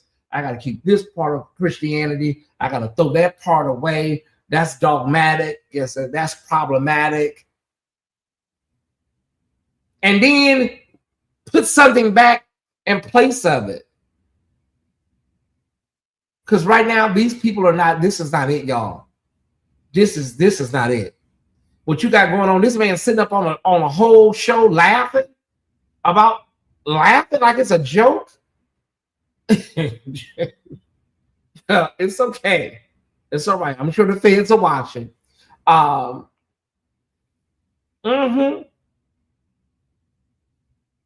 here's the thing, Tyesse Squad. Whenever we tap into, you know, the things that our ancestors lived with and did, you know, we're all labeled witches and warlocks. African spirituality, Afrocentric spirituality is always labeled anything from sage to candles to crystals. All of this stuff, a lot of this stuff comes from the earth, you know, and you're labeled a lot. I was reading an article about Erica Alexander. I got to verify that article, but Erica Alexander, she was talking about, like, they said she was talking about on a podcast that, you know, she comes from a line of family people that did voodoo and herbalists and root workers and stuff like that.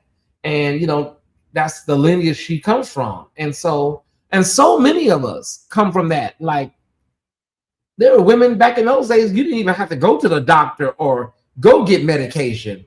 They would make a potion and put it and tie it in your shirt, or you would be healed in a day or so. But they have taught us that that is crazy, and that is witchcraft, and that is sacrilege, you know. But we can sit up here and practice white nationalist, Eurocentric Christianity, and nobody bats an eye. But if I go out in my garden and till my garden and talk to the ancestors while I'm dealing with the earth, oh, yo, that's witchcraft. Yo, if you live in the South, if you live in Georgia, Mississippi, Alabama, Louisiana, and you got any type of land or property, there's a great chance that your ancestors walked that property, or you know, live near those spaces. So their energy is in that soil. Am I missing something? But if you get into all that kind of stuff, oh no, that's witchcraft. Oh no, that's witchcraft. And many of them are buried, and sometimes you don't even know they're buried out there. The people that fought for your freedom. So if I get out there and get in my garden, and I'm in commune with the ancestors, and the sun is shining and the clouds, and I'm in tune with that, I'm working witchcraft, I'm working voodoo. And there are forms that do that, don't get me wrong, but they make it seem like it's a dark side of voodoo or hoodoo.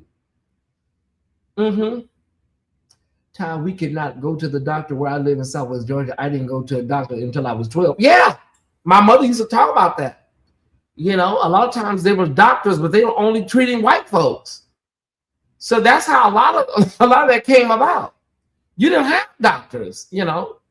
So root women, medicine women, that's where they came from. My mother is buried. My mother, my grandmother, my aunt, they're all buried next to Mount Moriah Church. The church that they all went to and grew up in. They really wouldn't, Harold. There's a reason why, Harold, American Horror Story Coven is the most popular out of the whole series. People love that series from the franchise. I don't know what it is that Marie Laveau, played by Angela Bassett, you know, they love American Horror Story Coven. All right. I didn't finish it. One of my big regrets. You know, I'm always blogging, so I never got a chance to finish it, but I'm going to watch it one day. Did you enjoy tonight, y'all? Episode 2. I may be going in some other directions as we move forward. Into our series. We have 3 more Sundays. So I may be changing some things around. So just be on the lookout for that. But we're just trying to raise a decent offering tonight to support the channel. Thank you so much more than the term. I hope the thousands of people that will watch this get something out of it, you know.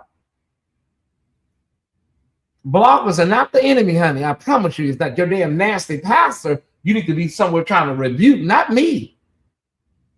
There are multiple ways to give on your screen. If everybody gives, if everybody in the chat gives, today is the 10th. If we get everybody to give $10, we'll be doing some good work tonight. All right. Thank you, Colette Brown. Thank you. Thank you, Joanne. I appreciate that. Thank you, I McDonald. If everybody gives $10, we'll be on the right footing tonight. Yeah, that's what we need. Everybody in the chat. We need 200 people to give. All 200 of y'all give $10, and it'll be a magical night. If all 200 of y'all give 10. Y'all keep that man in prayer. He got hit in the head over there in New York. Please keep him lifted. There are multiple ways to give. I'm going to stick around after the show and hang out with you guys because I am not sleepy. So for those that have to get ready to start getting ready for bed, it's super early. It's 9:38. But if you need to get to bed, go ahead. I'm going to stick around and talk to the Tyesse Report for a while, see where the conversation goes. Yeah, pretty much, Kirby. Yeah, there are multiple ways to give right there on your screen. Kimberly Golden, thank you. Thank you for your gift tonight.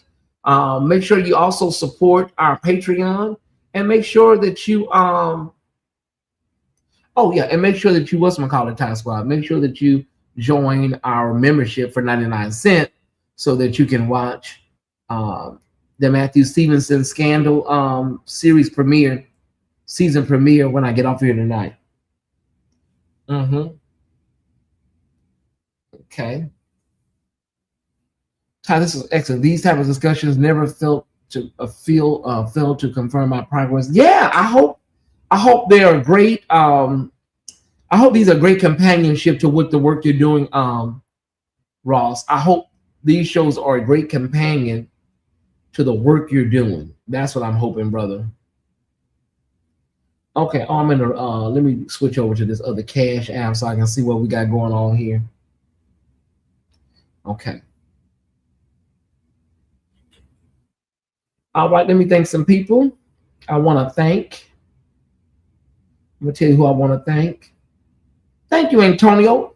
Thank you, Antonio. Dr. Golden. Thank you, Theo. Mona. Thank you, Mona. Thank you, Joyce. Mama Joyce. Okay. Thank you, Helen Burley, earlier at 11:39 this morning. Thank you, Sister Helen Burley, Joyce Dorsey, Mona, Brother Theo. I think we just got something else that came in right now. Ross Tucker, thank you so much. There are multiple ways to give on your screen, y'all. And you can give, wait a minute, somebody just gave something pretty big. Now, what was that? That thing jumped. Who was that? This must be somebody, Sir Rob, too. Thank you, brother. Happy Mother's Day seed. Thank you, brother, for that. That really helped us out a lot. Okay, so now we're just $59 away from our goal. All right. We're $59 away. I believe we're going to be able to do it tonight. 59 divided by what? We just need 6 people to give $10. There we go. I'm going to put this down and just put this up. Then we'll do it like that. Okay. Thank y'all so much. We're $59 away from our goal. I believe we can do it. We need 7 more likes. Let's get that done. We got a lot of work to do tomorrow, Tyesse Report. Oh my God, with this voting rights, and these people are really, they are really trying it, and I don't know. With what we $51.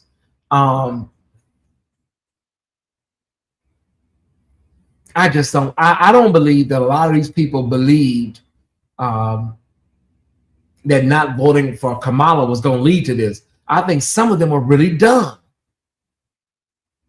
How many of y'all believe some of these people are really dumb? Like some of the how many Tyesse Squad members that believe that some of these people are really, really dumb?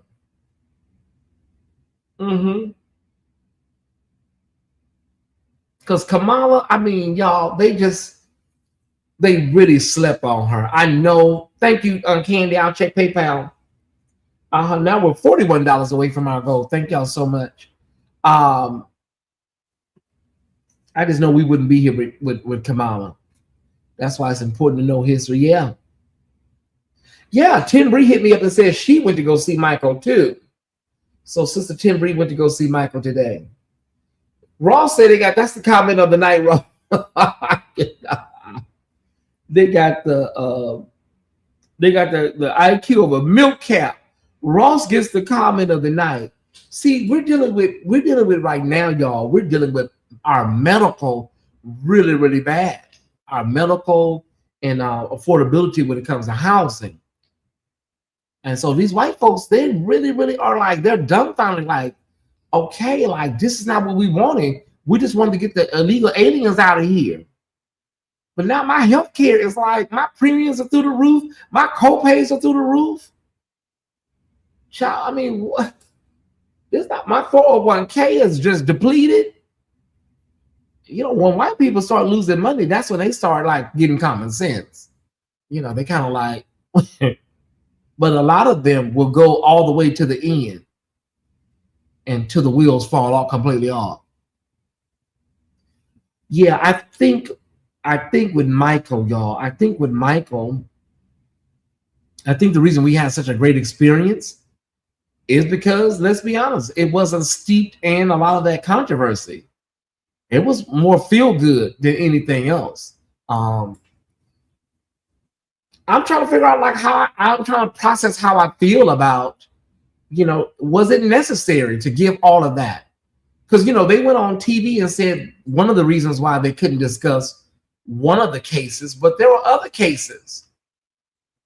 There were other cases with Michael, you know, for people accusing certain things. And so I guess it is, and then it ended in 1988. So that they took the parts. Yeah, they took out the Diana Ross parts. I think Cat Graham was supposed to play her. So I'm thinking Diana Ross people reached out to them and said, like Janet, we didn't even see Rebe in the movie. So I don't know if Rebe said it either. You know, I mean, Rebe was never like you know what I mean? Rebe was not like a Janet or LaToya. So, but all we saw was LaToya the whole movie. And Janet does not like Jermaine. Let's just be honest, y'all. You know, Janet don't like Jermaine, honey. And so I know Janet was not gonna be a part of none of this.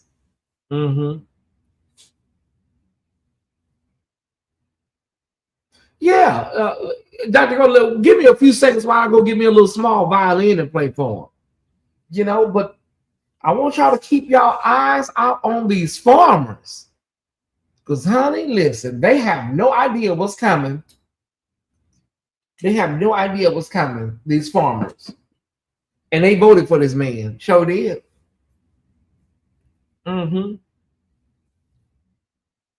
All right, now we are $41 away. Thank y'all so much. Jafar did amazing. Oh, Jafar was Michael. There was some angles, certain things. It was scary because he looked so much like Michael. Because you know Michael's deceased, and you're like, oh my God. It was scary at times to me, like really, I would say scary, very surreal. Because there were some times it's like he looks just like Michael. One thing about this movie, Tyesse Squad, it's going to make you hate Joe Jackson. If you didn't like Joe Jackson, you won't like him. Yeah. Uncle Joe should have dropped out a year earlier, but the white man's ego is so huge. A lot of people said, listen, Uncle Joe should have set it up from the beginning. I'm going to be a one-term president, and I'm going to start, you know, grooming. Bad term. I'm going to start grooming and prepping, you know, whoever to start preparing themselves. I think Kamala did amazing in 107 days. I think she did phenomenal. But America just was not ready for. I told everybody, I said, listen, y'all know if they didn't elect a white woman, you know damn well they didn't have to elect no black woman.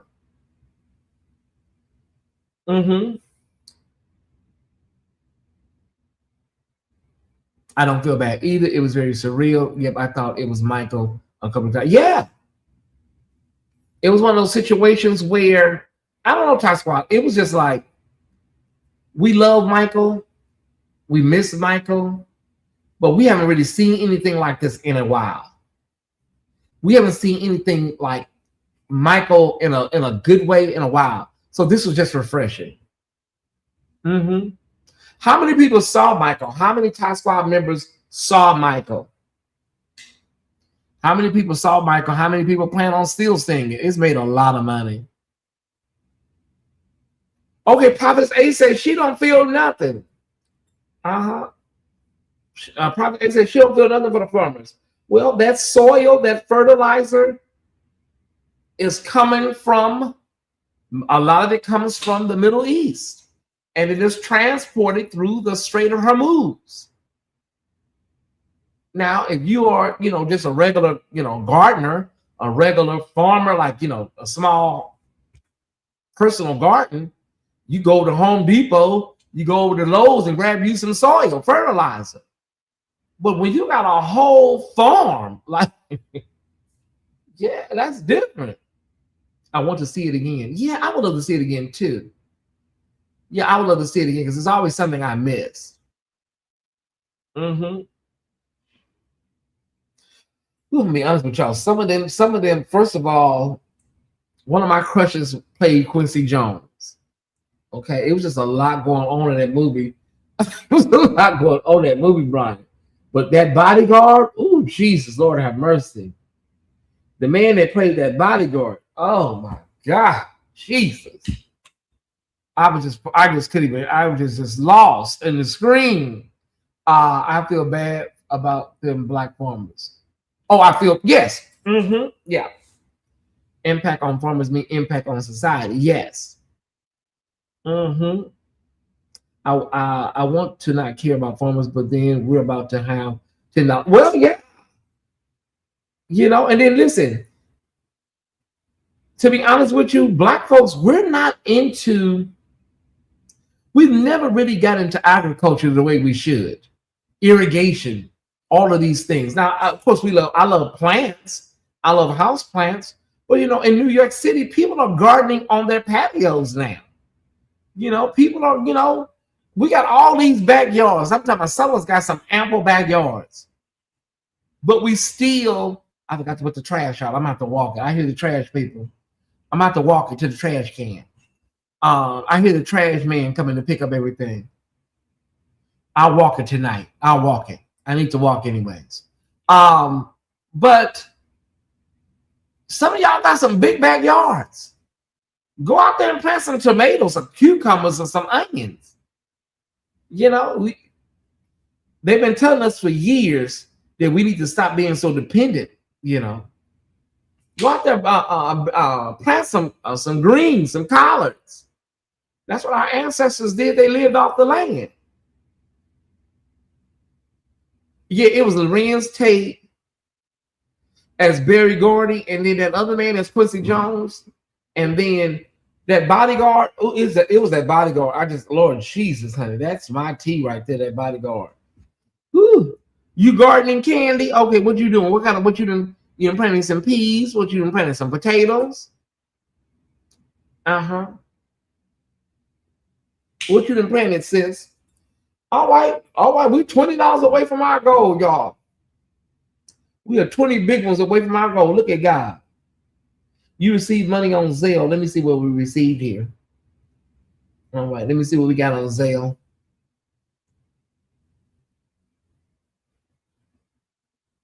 Okay, why Zelle never opens up? What you gardening, Candy? What you gardening? Thank you, Colette Brown. Thank you so much. Thank you, woman of God.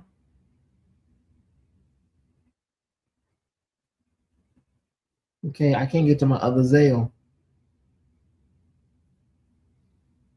I'm trying to get to my other Zelle. I can't see but one. Okay, wait a minute.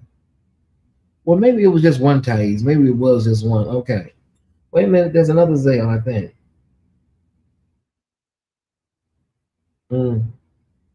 It said two.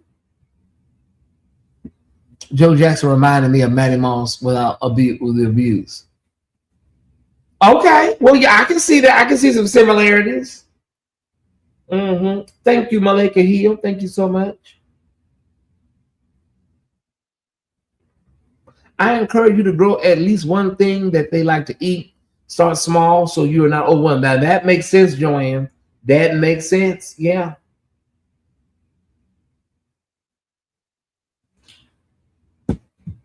Potatoes, sweet potato, collards, kale, carrots, and tomatoes. Okay. I mean, I got a big patio. I could put a couple of pots out there. I seen somebody up here over me. She got 2 tomato plants growing. I mean, I could do it, y'all. You know, maybe get a couple of tomato plants, maybe a couple of onion plants to put out there on my patio. You know, but I don't know. I don't know. The thing about it is that, you know, it takes time and attention. It takes time and attention. But I know that we were going to be. Ooh, excuse me. I knew Ty Squad in November 24th that we would be here today. I knew it. Intuitively, I knew it. I said, this is going to be bad. Yeah. I knew we were going to be here eventually. And, you know, somebody said that Justice Roberts is like really, he's the equivalent of the Grand Wizard. No Bill Pepper plant time. You know what? I could put me a little Bill Pepper plant. I could, you know. They say Justice Roberts is just like the Klan. You know, they said we ain't seen a justice like him since whoever that crazy man was. I can't remember his name right now. This is bananas. Maybe I'll do me a bell pepper plant and an onion. And give me a little onion tree out there. Okay, I didn't got hungry, Ty Squad. I didn't got hungry. I didn't really cook today. Someone asked me what you cooked. I said, I didn't cook nothing today. Thank you, LaTanya Menifee, for $21. Happy Mother's Day. Thank you so much. I appreciate you so much. Thank y'all. Okay, hold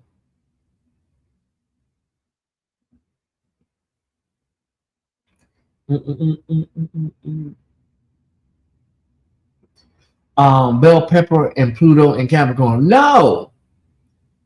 Green onions don't fail. Just cut the bottom and stick it in the pot. That's what I heard.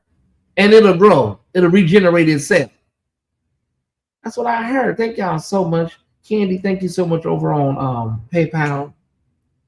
I gotta figure out what I'm gonna eat tonight, y'all. That's why I gotta figure out what the hell I'm gonna eat. Have anybody seen Uncle Joe? Yeah, that's what we need to figure out. Has anybody seen Uncle Joe? I ain't seen damn Uncle Joe. Is he all right? Love you. Good night, Tyler. We just sitting around just doing some small talk. I'm gonna get up out of here myself. I gotta find me something to eat. Go ahead and find me. Watch me one more episode. That last episode was good. Was that man crying, y'all? Was that man, was the gay man on Divorce Sister, was he crying? Was he in that chair? Don't laugh, Tyesse. It could be me. Was he crying when Pastor Jefferson told him, you know, I don't feel comfortable around you no more? And he went out there and said that, and that he was crying, child. Pastor Jefferson, listen, that man, he wants you, Pastor Jefferson. Was he sniffling? It's on, what is it on now? It's on child. They changed them around so much. What's it on now? It's on Divorce Sister. I think that's Paramount Plus now. BET Plus. Child. He was up there crying, and the lady said, "It's okay." And then his wife walked up. I said, "Oh my God, here we go." And she said something about, "What? What did you just? Girl, your husband likes men." Oh, I can't stand this. People, this is so dumb. What did you do? Girl, the man likes the pastor. He wants the pastor, lady. Don't you understand? Man, are you well? The second season of Worst X was, oh, I haven't watched it yet. Oh, okay, because BET Plus is good. Yeah, I think it's still on BET Plus right now. I tell y'all, but Pastor Jefferson, I mean, let me say this, Pastor Jefferson. I'm beginning to think maybe he is straight now. Maybe he is straight, okay? But Pastor Jefferson, you know the man like you know, and he's your assistant. And you didn't have to say it like that. He didn't have to say it like that. Like, from now on, if he's like your armor bearer, right?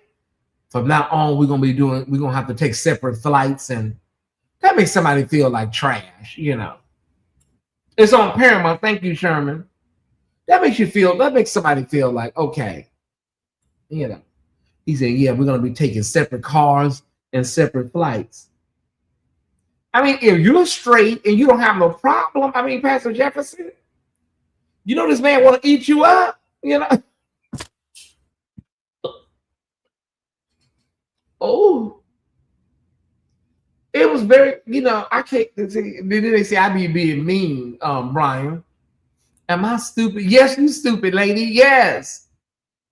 You don't see your husband's a gal, lady? Oh, I feel so naive. You are. I couldn't be no counselor, no therapist. I could not. Oh, I feel so deceived. You think? I just see stuff I see stuff fast. I see stuff right away. It don't take me a long time when I watch these shows. Ma'am, your husband like this man. He want to be with this damn pastor. You don't see this? You ain't got no clues, lady? Oh, I feel so dumb. I feel so stupid. Am I stupid? Yes, you are. You are dumb. Oh, I don't want to be mean to the lady as well. And why is she wearing her pearls outside of her jacket? I really don't think some of these women be knowing. Some of them don't, Christopher. So let's give some grace. But I just want to know, why is she wearing the pearls outside of her jacket? You can really pick it up time. Yeah. And listen, I'm not gonna really just be out here capping for Pastor Jefferson just yet. I know some men that can really play that role. You know, I don't want to be alone in a room with you. We're gonna be on separate flights from now on. We're gonna ride in separate cars from now on. Listen, I'm sorry, why don't you just fire the man? Just fire him. But y'all know y'all asses don't have an EEOC complaint. If you fire that man, he gonna sue y'all asses. Yeah, they dumb, Savannah. You walk up and your husband talking to some woman in the damn church vestibule. And the lady, the church secretary, she's very messy. I'm getting real sick of her. She's really getting on my nerves. Girl, you have enough problems of your own with this trade that you're dealing with. Always be, who does she think she is? Their Iala lady? I'm getting sick of her too. So he over there, I'm in my bed today. I'm like, is he crying? Oh, he won't Pastor Jefferson, honey. He won't. He feel with Pastor Jefferson how I feel about that bodyguard for Michael. I'm sorry, y'all. I'm sorry. Oh, he feels about Pastor Jefferson how I feel about that that man from the bodyguard and Michael. That's how he feels. Listen, y'all. Listen. It happens. It happens a lot. Sometimes you can't fall in love with your boss. You know, gay or straight. Not the first lady telling him she beat him with a Bible. And see, all of this is abusive, y'all. We laughing about it because it's funny.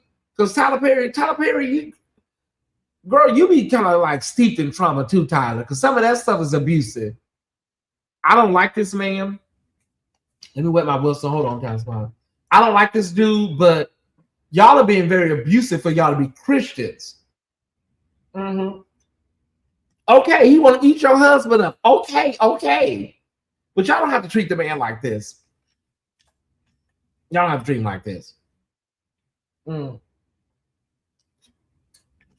I think I got my bedroom window up. And I got my ceiling fan going. So it's sucking some up in here because I feel it. It's sucking something through this living room. Not first lady telling him she beat, yeah. And then she told him that she beat him. She said she beat him to the white meat show. What kind of church is this? Is this some sort of sick prank? It's really not fair. The pastor was leading him on. No, the pastor and this man is just a freak. I can look at him and tell he's a freak. That man ain't leading you on. You just want that man. Hey, Overseer Ware. Hey, brother. Yeah, we about to wrap up. We've been on for 2 hours and 30 minutes. Tonight's show was epic, if I may say so myself. Yeah, it's one of them shows. Hold on, y'all. I got to sneeze. I think I got to sneeze.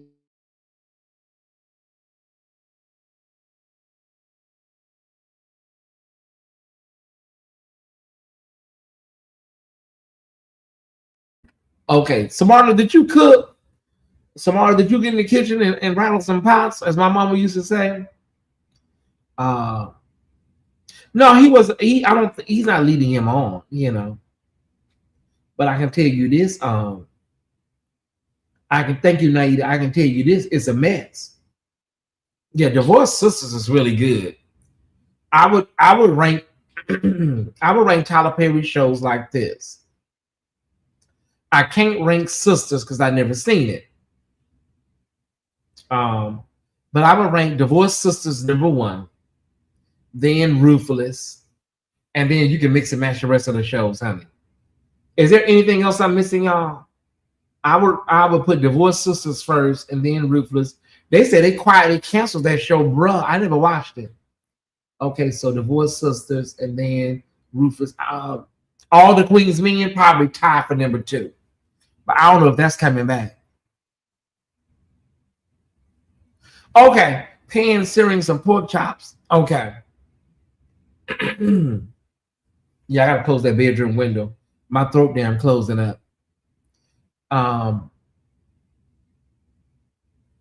Hey, Titan Tie Squad, happy Mother's Day to everybody. We got through it. We're here.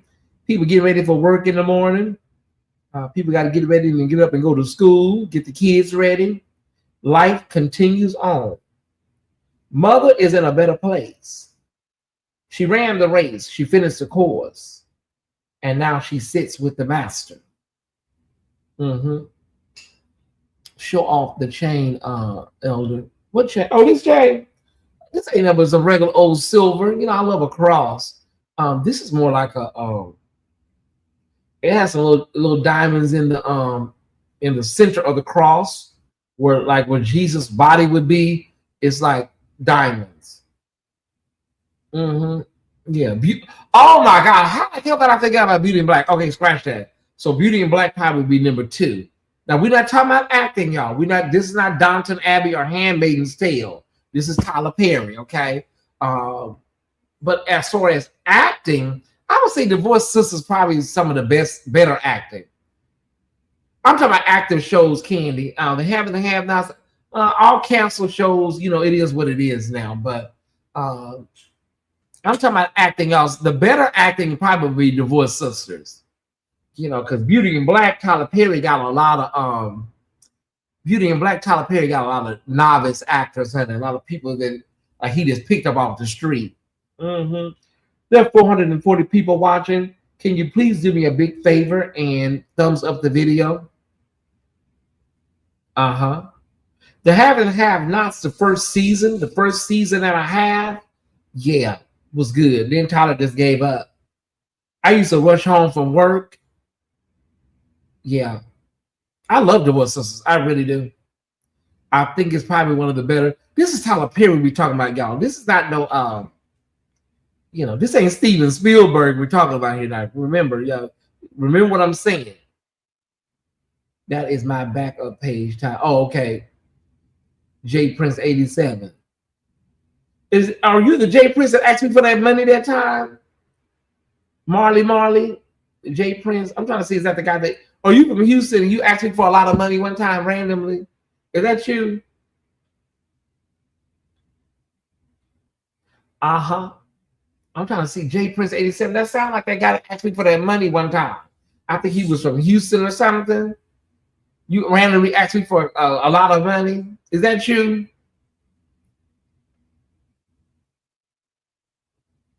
Yeah, Beauty in Black. I mean, I'm not gonna sit up here and lie to you.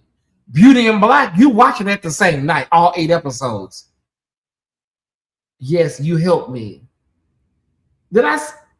I didn't send you anything that I remember. Yes, you helped me. Did I send you some money? I don't remember sending you any money. J Prince 87.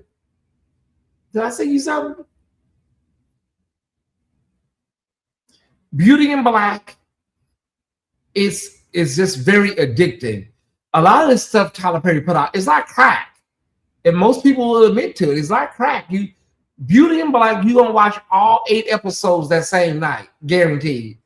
You're not gonna stop once you start because it's like addicted. You gotta know what happened. I hit the link and came up with, yes, you helped me. I've been helping so many people, it's kind of hard to keep up with all this stuff. You know, we've given out tens of thousands of dollars. That Beauty in Black, I stayed up all night till like 4 o'clock in the morning. I watched all the episodes. I knocked it all out. Tyler Perry know what he be doing. He ain't crazy.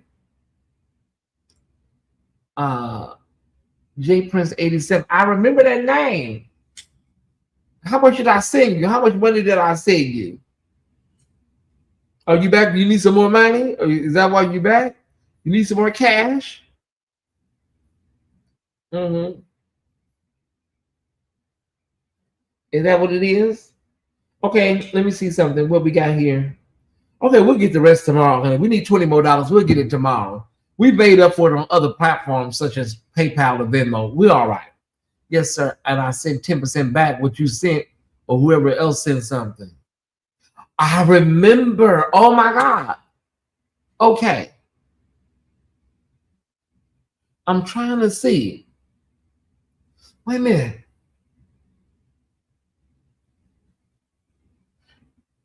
Because it was one guy that asked me for like a lot of money. I was like, sir, who does that? And I think I'm getting him confused with you.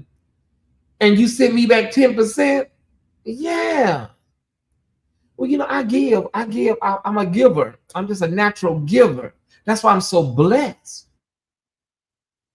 I have been here daily on my backup page. I'm getting you confused with, I think, another person too. Because these two incidents mirror each other. Okay, you was on a backup page. You've been on a backup page, Marley. Come up here and let me hear your voice real quick. Come up here and hit the link and let me hear what you sound like. I'm good with voices. I can remember your voice. Hit this link and let me hear what you sound. Let me hear what you sound like.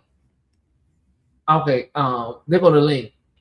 Because I think I'm getting you confused with somebody else. Because we've given away tens of thousands of dollars here. You know what I'm saying? Neil Williams, thank you so much. Thank you so much, beautiful, for $10. I love you more. Yeah, hit that link and let me hear what you sound like, J Prince. Because I don't see you in my comments no more. I thought you had disappeared. On another note, I'd like to see a Brandy biopic. Yeah, we would too. Yeah, brother, we want to see that. Okay, let me hear your voice. Come up here. Why is my nose running? Oh my God! Please don't let me get ready to have an outbreak. One of these sinus outbreaks. Where that man go? Come up here. Let me hear your voice. J Prince 87. The link is for you. Okay, let me order me something to eat. Yeah, we want to see a Brandy biopic too, honey. She's good. Yes. Okay. Let me. I know that. I know Brian there be wanting to slap me. Oh, I know Brian. They could get their hands. Oh, I know Brandon there will just slap the stew out of me if they could get a hold of me sometimes, Antonio. I'm trying to say my nose running. I don't need no Whitney Houston action tonight. I'm gonna close the windows up in there though. It's been windy here lately.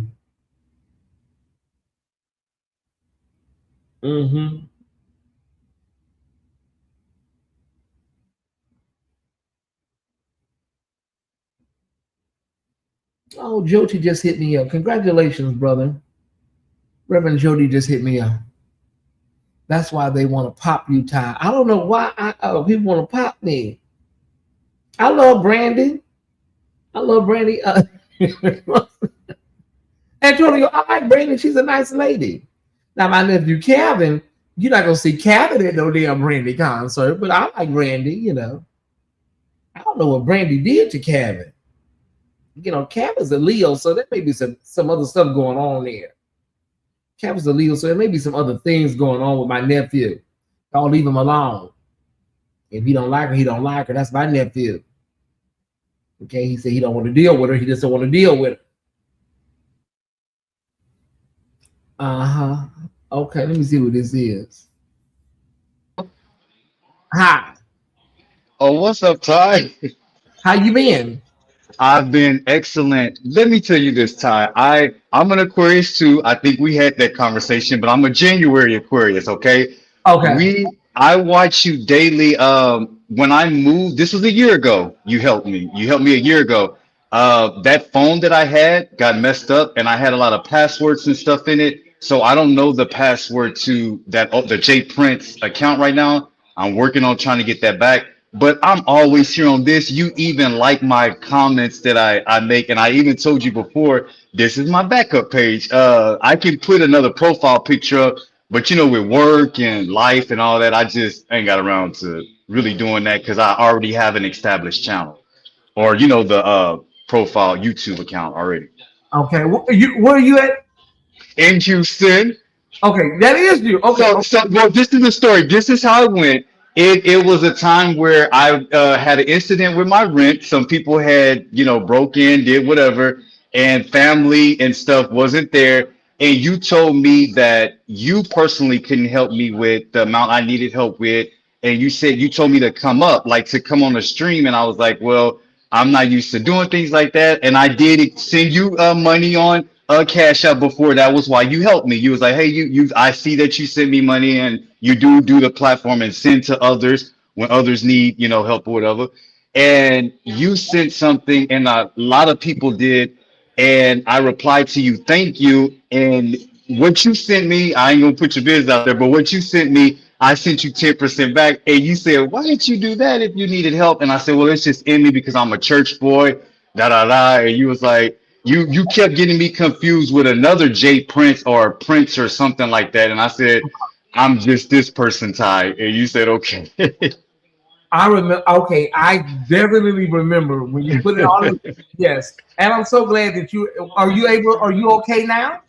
I am excellent now, Ty. I'm actually gonna send you something tomorrow when I get paid. The job that I have is way better than that job I had before. And the reason why, like I even told you before, hold on, let me turn this TV down. I don't know if you can hear this TV in the background, but A little like I bit. told you, like I told you before, even being a pastor's kid, church kid, or whatnot, I watch your show, man. It's like you're a friend to all of us and don't even see us face to face. Like you talk to us, you encourage us. You're a leader. You helped me in so many ways, and you played a very important part of my life last year. You in the Thai squad. Ross got up and talked to me on that live that we were on, and a lot of other people had got up and encouraged me, and I made it through. My mom is battling with cancer right now, so if I don't send something right now, is my dad.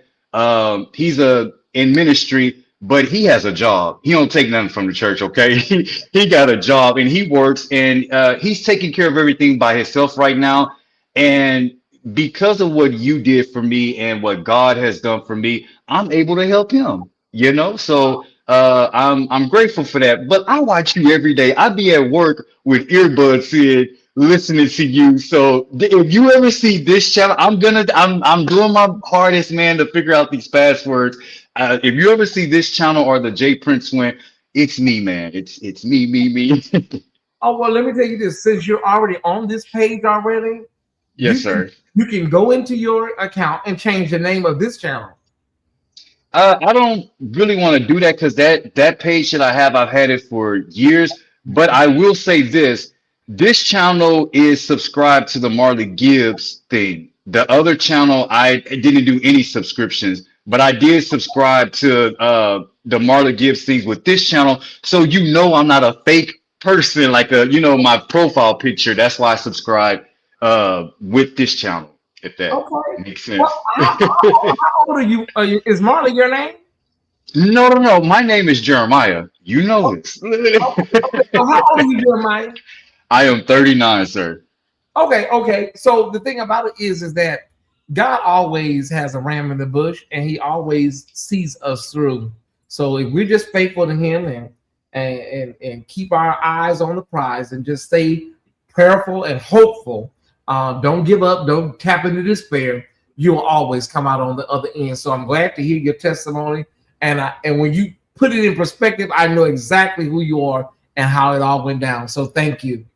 Yes, sir. Thank you so much. And Ty, if I could, 30 seconds, continue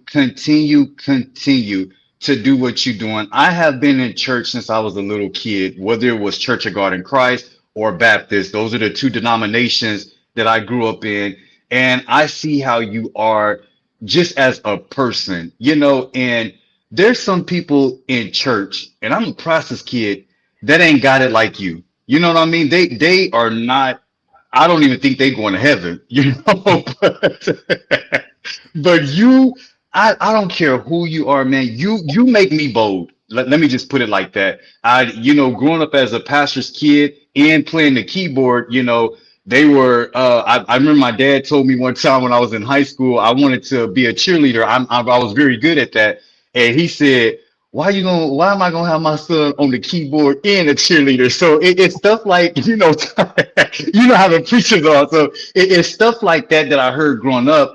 And then here we are years later, I find your channel, and I everything that we can hold on to as children, and the talks and stuff that we remember being said to us, man, in my adulthood, you have erased all of that. And Ty, you ain't God and you're not an idol to me, but I am very grateful that I can tune into YouTube and see you or be at work. I am always on your replay. You're going to either see Jay Prince or Marley on the replay. I really appreciate you, Ty. And I'm not like everybody else. I'm not an alabaster box member can send you all this money.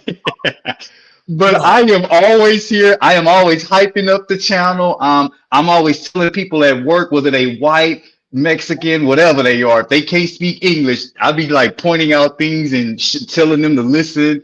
You be in the break room, just your voice is all over the break room or whoever come up. Thank you so thank much. you, man. This really means a lot to me. Thank you so much, brother. And don't be a stranger. And you're not a stranger, but feel free to come back to the chat and hit the link anytime. Yes, sir. Thank you so much, Ty. All right. I'm going back down in the thing now that you know who I am. and keep us updated on your mother.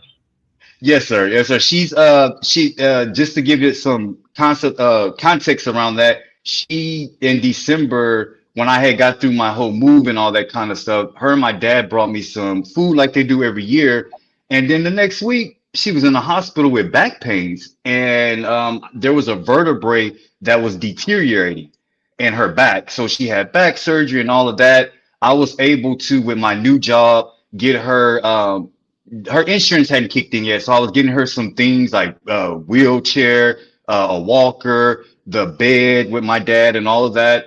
And I got her hair braided the other day, so she's up walking and talking and doing good, doing way better, man, than what I saw. But I have to, I'm not trying to like pump you up or boost you because you ain't that type of person. But Ty, my mental is good, and my mental was able to help out and to mature because the talks that you give us, you cutthroat, you give it to us.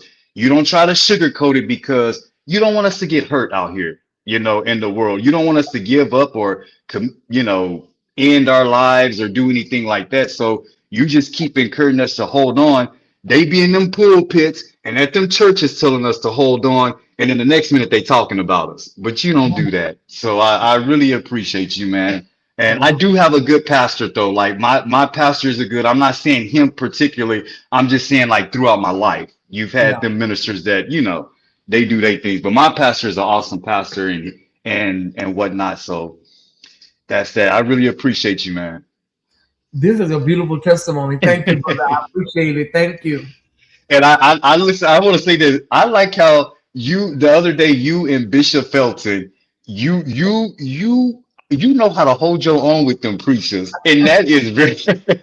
Look, Bishop Felton, he got a little sarcasm to him. I love him to death. He got a little in him, But you be right there with him, whether he go to that paper Bible scriptures. You still know how to say what you have to say and stand on it. And that's why we love you, man. I can't speak for nobody else. That's why I love you. Okay. Thank you. I appreciate that. Thank you so much, brother, for saying that. Yes, sir. Yes, sir. All right, I'll I'm see gonna you go next down now. I don't want to talk too much. No, you good. All right. Thank you. Bye-bye. Man, that kind of stuff right there, like really, really, because y'all know I deal with a lot of people. I deal with a lot of hatred, a lot of jealousy, these people on YouTube. So, a lot of the bloggers that I have dragged, they feel some type of way.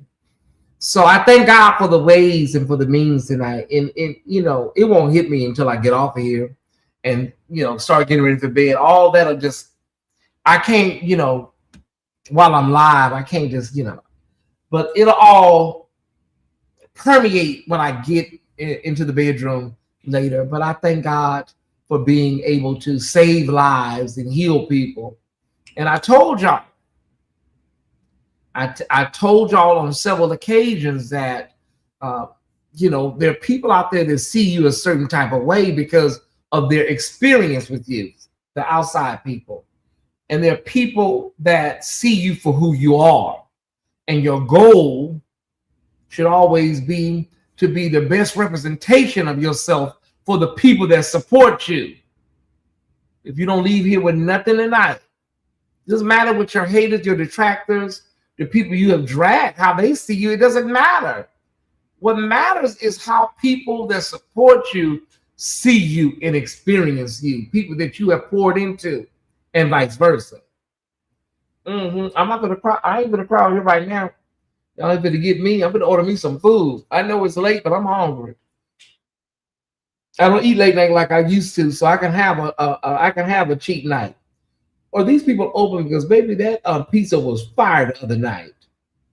Lord, please let these people be open. What time they close? They close at 11 o'clock. It's 10:24. I think I can make it. Oh, Jesus. Let me get this. I already know what I want. It's called Edgewood Pizzeria, y'all. My God, today. Edgewood Pizzeria. The double crust. I need that double crust stuffed pizza. All I want is a little bitty slice. Stop Tyesse, you a mess. All I want is a little bitty bite, y'all. That's all. Okay, got that.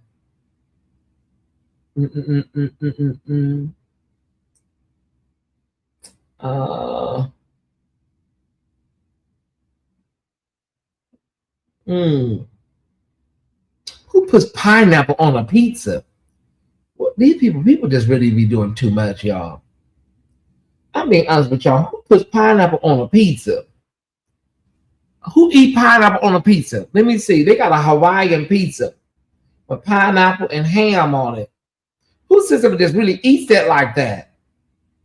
Any Tyesse Squad members like that mess? Talk back to me. Oh, Tyesse, you should just get a slice. That makes sense. Just get a slice. I don't need a whole pizza because I'm not gonna eat no damn whole pizza. They got a king slice.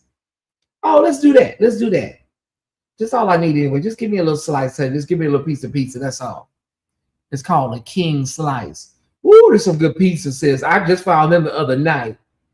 When I tell you, you'll lick your fingers. My God, today. Sis, are you going to choose 3 toppings on a slice?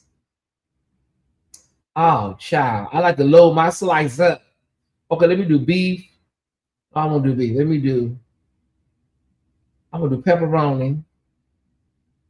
pepperoni, onions, and sausage. Okay, that's it. Wrap it up. That's all I want. A slice, and then I want the okay. It's a pretty good icing added pineapple. It wasn't. Yeah, I've been seeing people eat this pineapple pizza for years, y'all, but I just never looked into it. Okay. Thank y'all so much for your generosity today. If you tuned in late tonight, please. If you tuned in late tonight, play this back from its entirety. It'll bless you, okay? It's gonna bless you. Now I like honey. Honey on my pizza. I can't eat onions after 8 p.m. I can. My body used to it. My body used to it, sis. I can knock it out. I sure can. Cause you better hurry up. These people close at 11 o'clock. You up here looking and looking through this stuff. Hold on one second. Let me check one more thing. You better hurry up, Tyesse. These people close. They close at 11 o'clock and want to keep the fire burning. Okay. Now I like hot honey on my pizza. I've got a red bottle back. I love the title. Oh, we had a time tonight, Overseer, where I know you're out tonight because it's Mother's Day. So we know that some of y'all may be out with mothers and stuff like that. Honey, what did I do? What's this total coming from? Oh, these people have really got out of control with these totals. You know what? Let me bring hold on. I know what I need to do. Hold on. I'm not paying y'all. I'm not for no slice of pizza. I'm not. Wait a minute. Oh, I know what I did wrong. There we go. I hit that twice. So it gave 2. I don't want 2. Okay, now that's more like it. I was gonna say, wait a minute. I'm rich, but honey, I got sense with it. Okay, now custom tip. What type of tip? I'm gonna tell them to tip their ass up out of here. That's what I'm gonna tell them to tip. The tip up out of here. What's tomorrow? Monday the 11th. What I got to do tomorrow? I ain't got nothing to do tomorrow. Maybe some light credit tomorrow. Lord, please let these people get this order in before they close. Lord, touch the delivery driver, touch the restaurant, touch the delivery driver, touch the car, touch the gas tank. What do you think led to MJ's demise? I'm surprised Michael and Whitney lasted as long as they did. Hey, Marcus, I'm surprised. You know, it was a concatenating of things that led to Michael's demise. You know, you had leeches, you had people that were not going to be advocating for him, wholeness and wellness. You know, if you getting a paycheck off of somebody, you're not going to be trying to tell them what's best. You know. So, yeah, the hair catching on fire, that led to his, drug dependency or prescription drug dependency, the pain pills. And so once that started, and then the father made him self-conscious about himself, his looks, and then you got vitiligo on top of that. So he wanted to smooth his skin out so everything be even, but he just, he went too far with that bleaching. Yeah, from what I understand, the painkillers started with the fire, the Pepsi commercial. Prince was also on them painkillers, them Oxycontins and stuff. Prince was taking that mess too. But Prince used to jump off of the speaker boxes, and he would jump off the pianos and stuff and land on his feet and do all kind of splits and stuff. And he did that for 25 years. So Prince was in a lot of pain. By the time he started settling down, Prince was in a lot of pain. So that's when he started popping them pills too. So Prince, they found him dead in the elevator. Your body can function with high tolerance of those pills, right? Once you get a high tolerance, you can pop them pills like Tic Tacs. Your body just has to get a high tolerance for them. The problem is that sometimes people be taking all kind of stuff. You can't be mixing that stuff with all kind of different things, y'all. That's the problem. And then sometimes we have a situation where you done took so much, you done forgot how much you took, and now you done OD'd because your mind is gone. Catalog, ownership, and producing Remember the Time video. Okay, what about it? I saw the Lollipop video of Prince and Quincy Jones. That was funny. Yeah, chronic pain is a lot, y'all. It ain't nothing to to take it lightly. It's all love. We relate and rejoice with you. God is able. God's gonna do some amazing things for Brother Jeremiah. He's gonna do some amazing things for him. Okay. Hold on, close this out. Yeah, I'm surprised Whitney and Michael lasted as long as they did, Brian. Mm-hmm. Yeah, we continue to pray for you, Brandy. I don't think he was bleaching because no, he was definitely doing some things, chemical peels, there was some bleaching, there was some cosmetic issues. Yeah. He was definitely doing it. He admitted to it at one point. He didn't have other choice, that he had to do some corrective things on his skin. I have a dear friend who has the same thing, and she was turning white. Okay, so Michael was turning white, but he was turning white all over very smoothly, if that makes sense, Mary.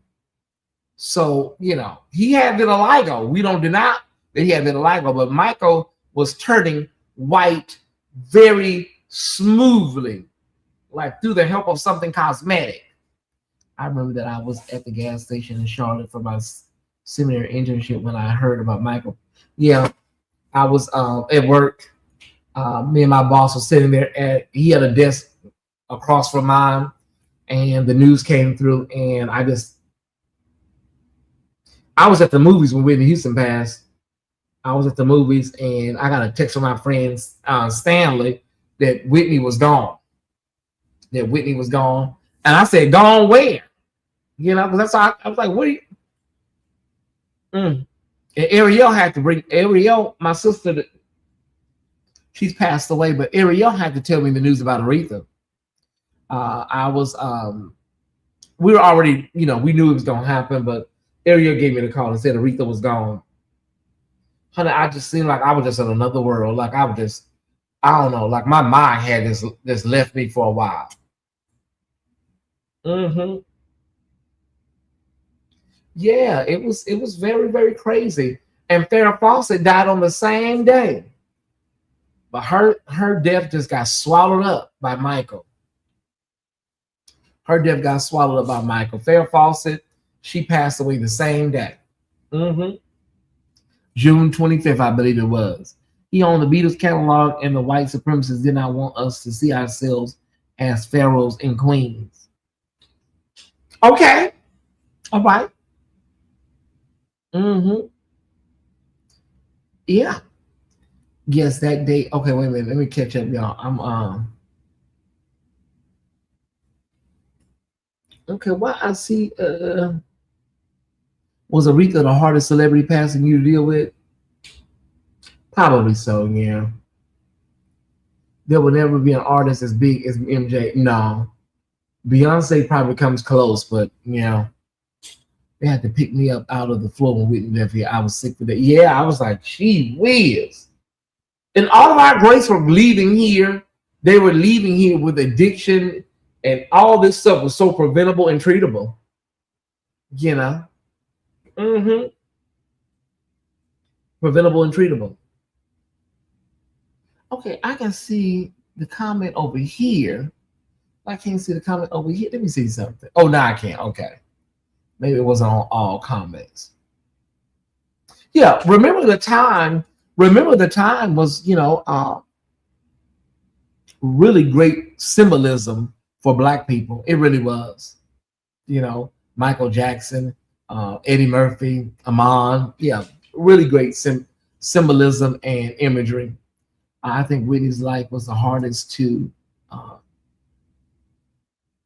watch. Yeah, but it's so much expectation, you guys. There's so much expectation they put on you, and then once you get addicted to something, then they just kind of like throw you away. They use you up, use your talent, use your body, and then when you're no good to them no more, then it's over with. That's just how it is, Sasquatch. That's just how it is. Okay, they still preparing my order. That means they still open. The app said they still preparing my slice of pizza, y'all. That means they still open. We believe in God for a delivery tonight for my pizza. I believe God. Mm-hmm. Yeah, so Whitney, Prince, Michael, so many, Selena, Selena. Who else passed away? Aaliyah. You know. Oh, Jesus. You name it. We have lost some greats, y'all. We have lost some greats. James Brown, Etta James. Everybody been checked up out of here way before their time. You know?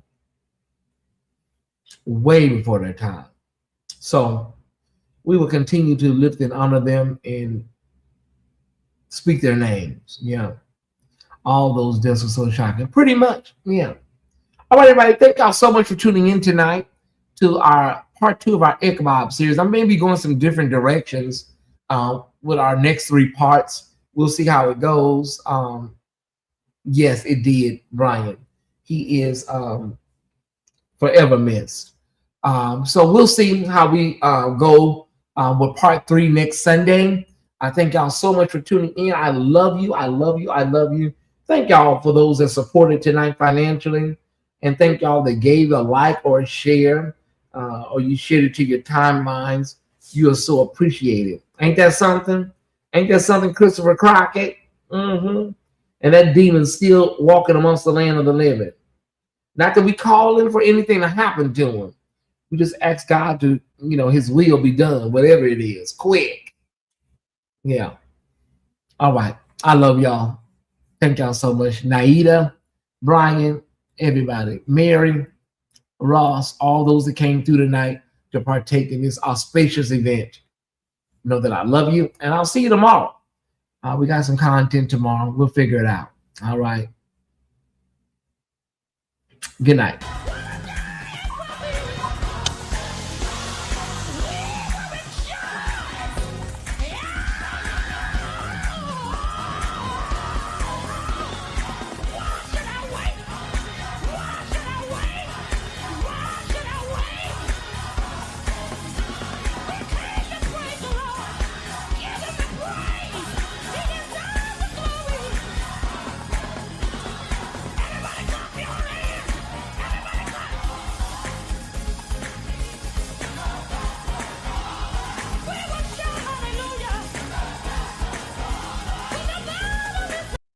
No word on Joni's services yet. It just kind of like happened. So I wouldn't expect anything this soon. So I'm sure there'll be something coming soon, Brian.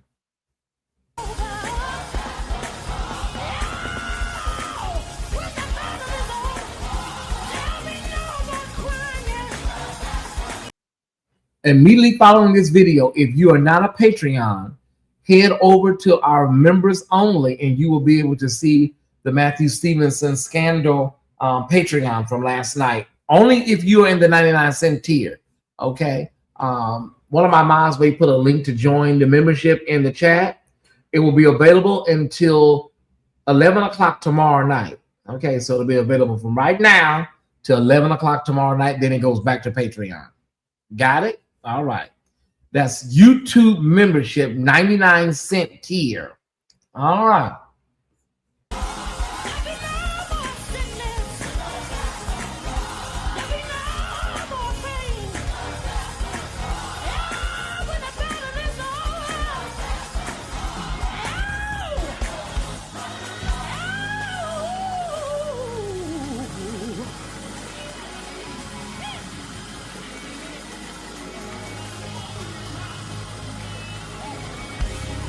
If you know when the battle is over, we're going on. Open your mouth and say yeah.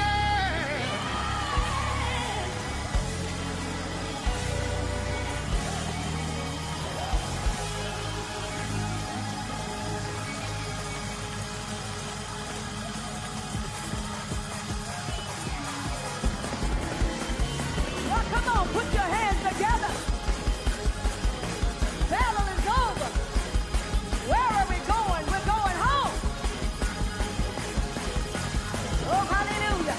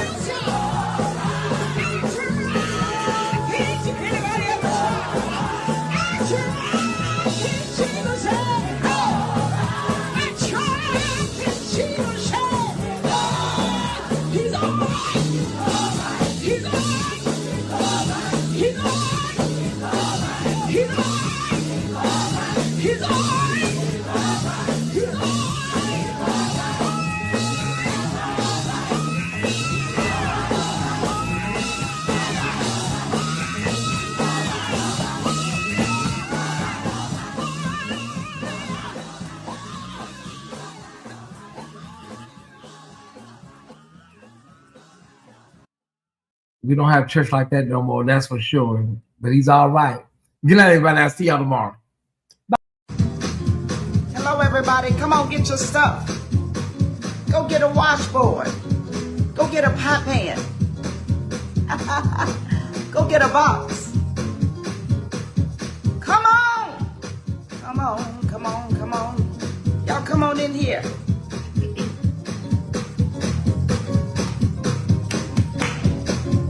Glory, glory, glory. Come on.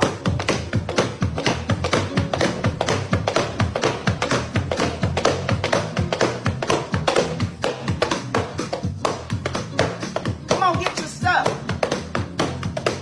Go get a box. Go get some sticks. Go get a pie pan. Come on, Carla. Come on, Jay. Come on, Deborah. Come on, Ricky. Come on. Everybody. Come on, Robert. Everybody. Come on, Gail. Come on, Ricky. Come on, Robert. Come on, Carla. Come on. Everybody. Everybody get your stuff. Everybody get your stuff. Come on, Marquis. Come on, David. Come on, Sarah. Come on. Come on. Come on. Come on. Come on. Come on, Angela. Come on, Jasper. Come on, Sarah.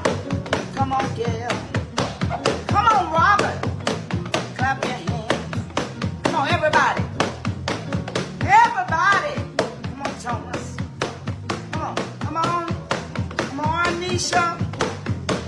Praise the Lord. Praise the Lord. Come on, Lady T. Come on. Come on. Everybody. Everybody. Everybody. Everybody. Come on, Pastor Diggs. Come on. Come on, everybody. Go get your stuff. Come on, Rashad. Come on, Michael.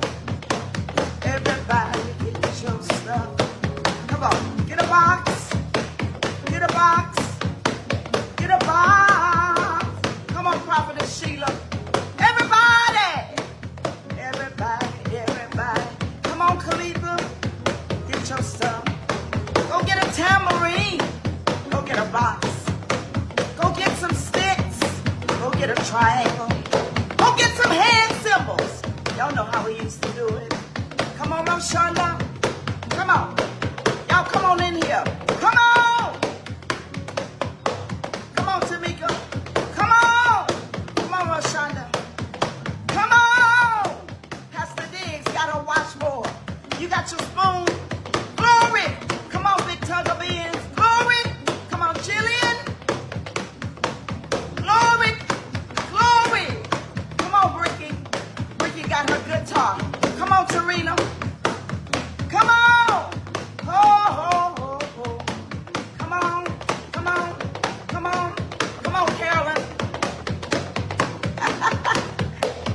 Come on, Saints. Lady T got her whistle. That's what I'm talking about. Come on. Go get a trumpet. Go get a saxophone. Go get a trombone. That's what we used to have when I was coming up. Come on, Taj. Y'all ready?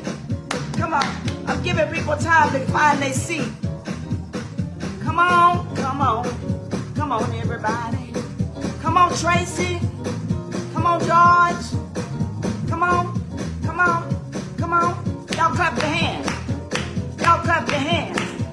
Y'all clap your hands. Tanisha. Clap your hands. Clap, clap, clap, clap, clap, clap, clap. Clap. Come on, Michael.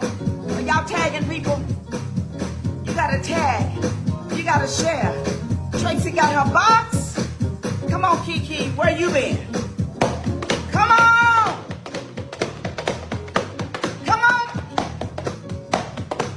Come on, Chris. Come on. Come on, come on, come on, come on, come on, come on. Come on, come on, Saints. Come on, Zion. Come on, Jordan. Come on, Tracy. Come on, Chris. Come on. Clap your hands. Clap your hands. Clap your hands. Come on. My soul is happy already. Come on, Kenzie. Y'all ready? Come on, Corey. Come on, Corey. Go get Pastor Patterson. Tell him I'm waiting on him. I need his help. Glory, glory, glory, glory, glory, glory, glory, glory, glory. Come on. Are y'all ready? I can hear you. I can yell it. Did I get it right? But you in here. Javesta, you in here. Come on, y'all clapping. Glory, glory, glory, glory, glory. Glory, glory, glory. Glory, glory, glory, glory, glory, glory, glory. I'm a raw child. Adopted in a raw family. Raw child. Kept by the power of God. Raw child. Adopted in a raw family. I'm a raw child. Kept by the power of God. Raw child. Adopted in a raw family. I'm a raw child. Kept by the power of God. Raw child. Adopted in a raw family. I'm a raw child. Kept by the power of God. Would not be a sinner. Tell you the reason why. Lord might come and take my soul. Wouldn't be ready to die. I'm a royal child. I'm a royal child. Kept by the power of God. I'm a royal child. Adopted in a royal family. I'm a royal child. Kept by the power of God. Would not be a liar. Tell you the reason why. Lord might come and take my soul and I wouldn't be ready to die. I'm a royal child.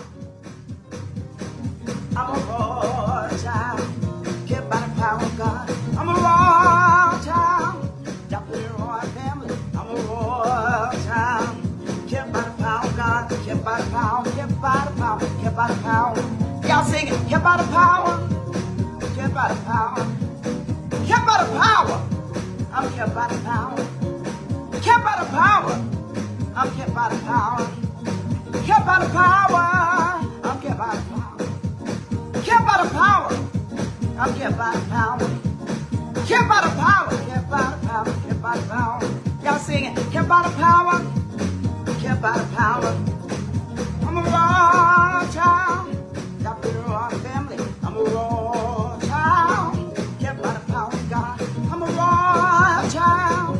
Adopted in a raw family. I'm a raw child. Kept by the power of God. I'm a soldier in the army of the Lord. Come on. Soldier. True-born soldier in the army of the Lord. I'm a true-born soldier. If a man died,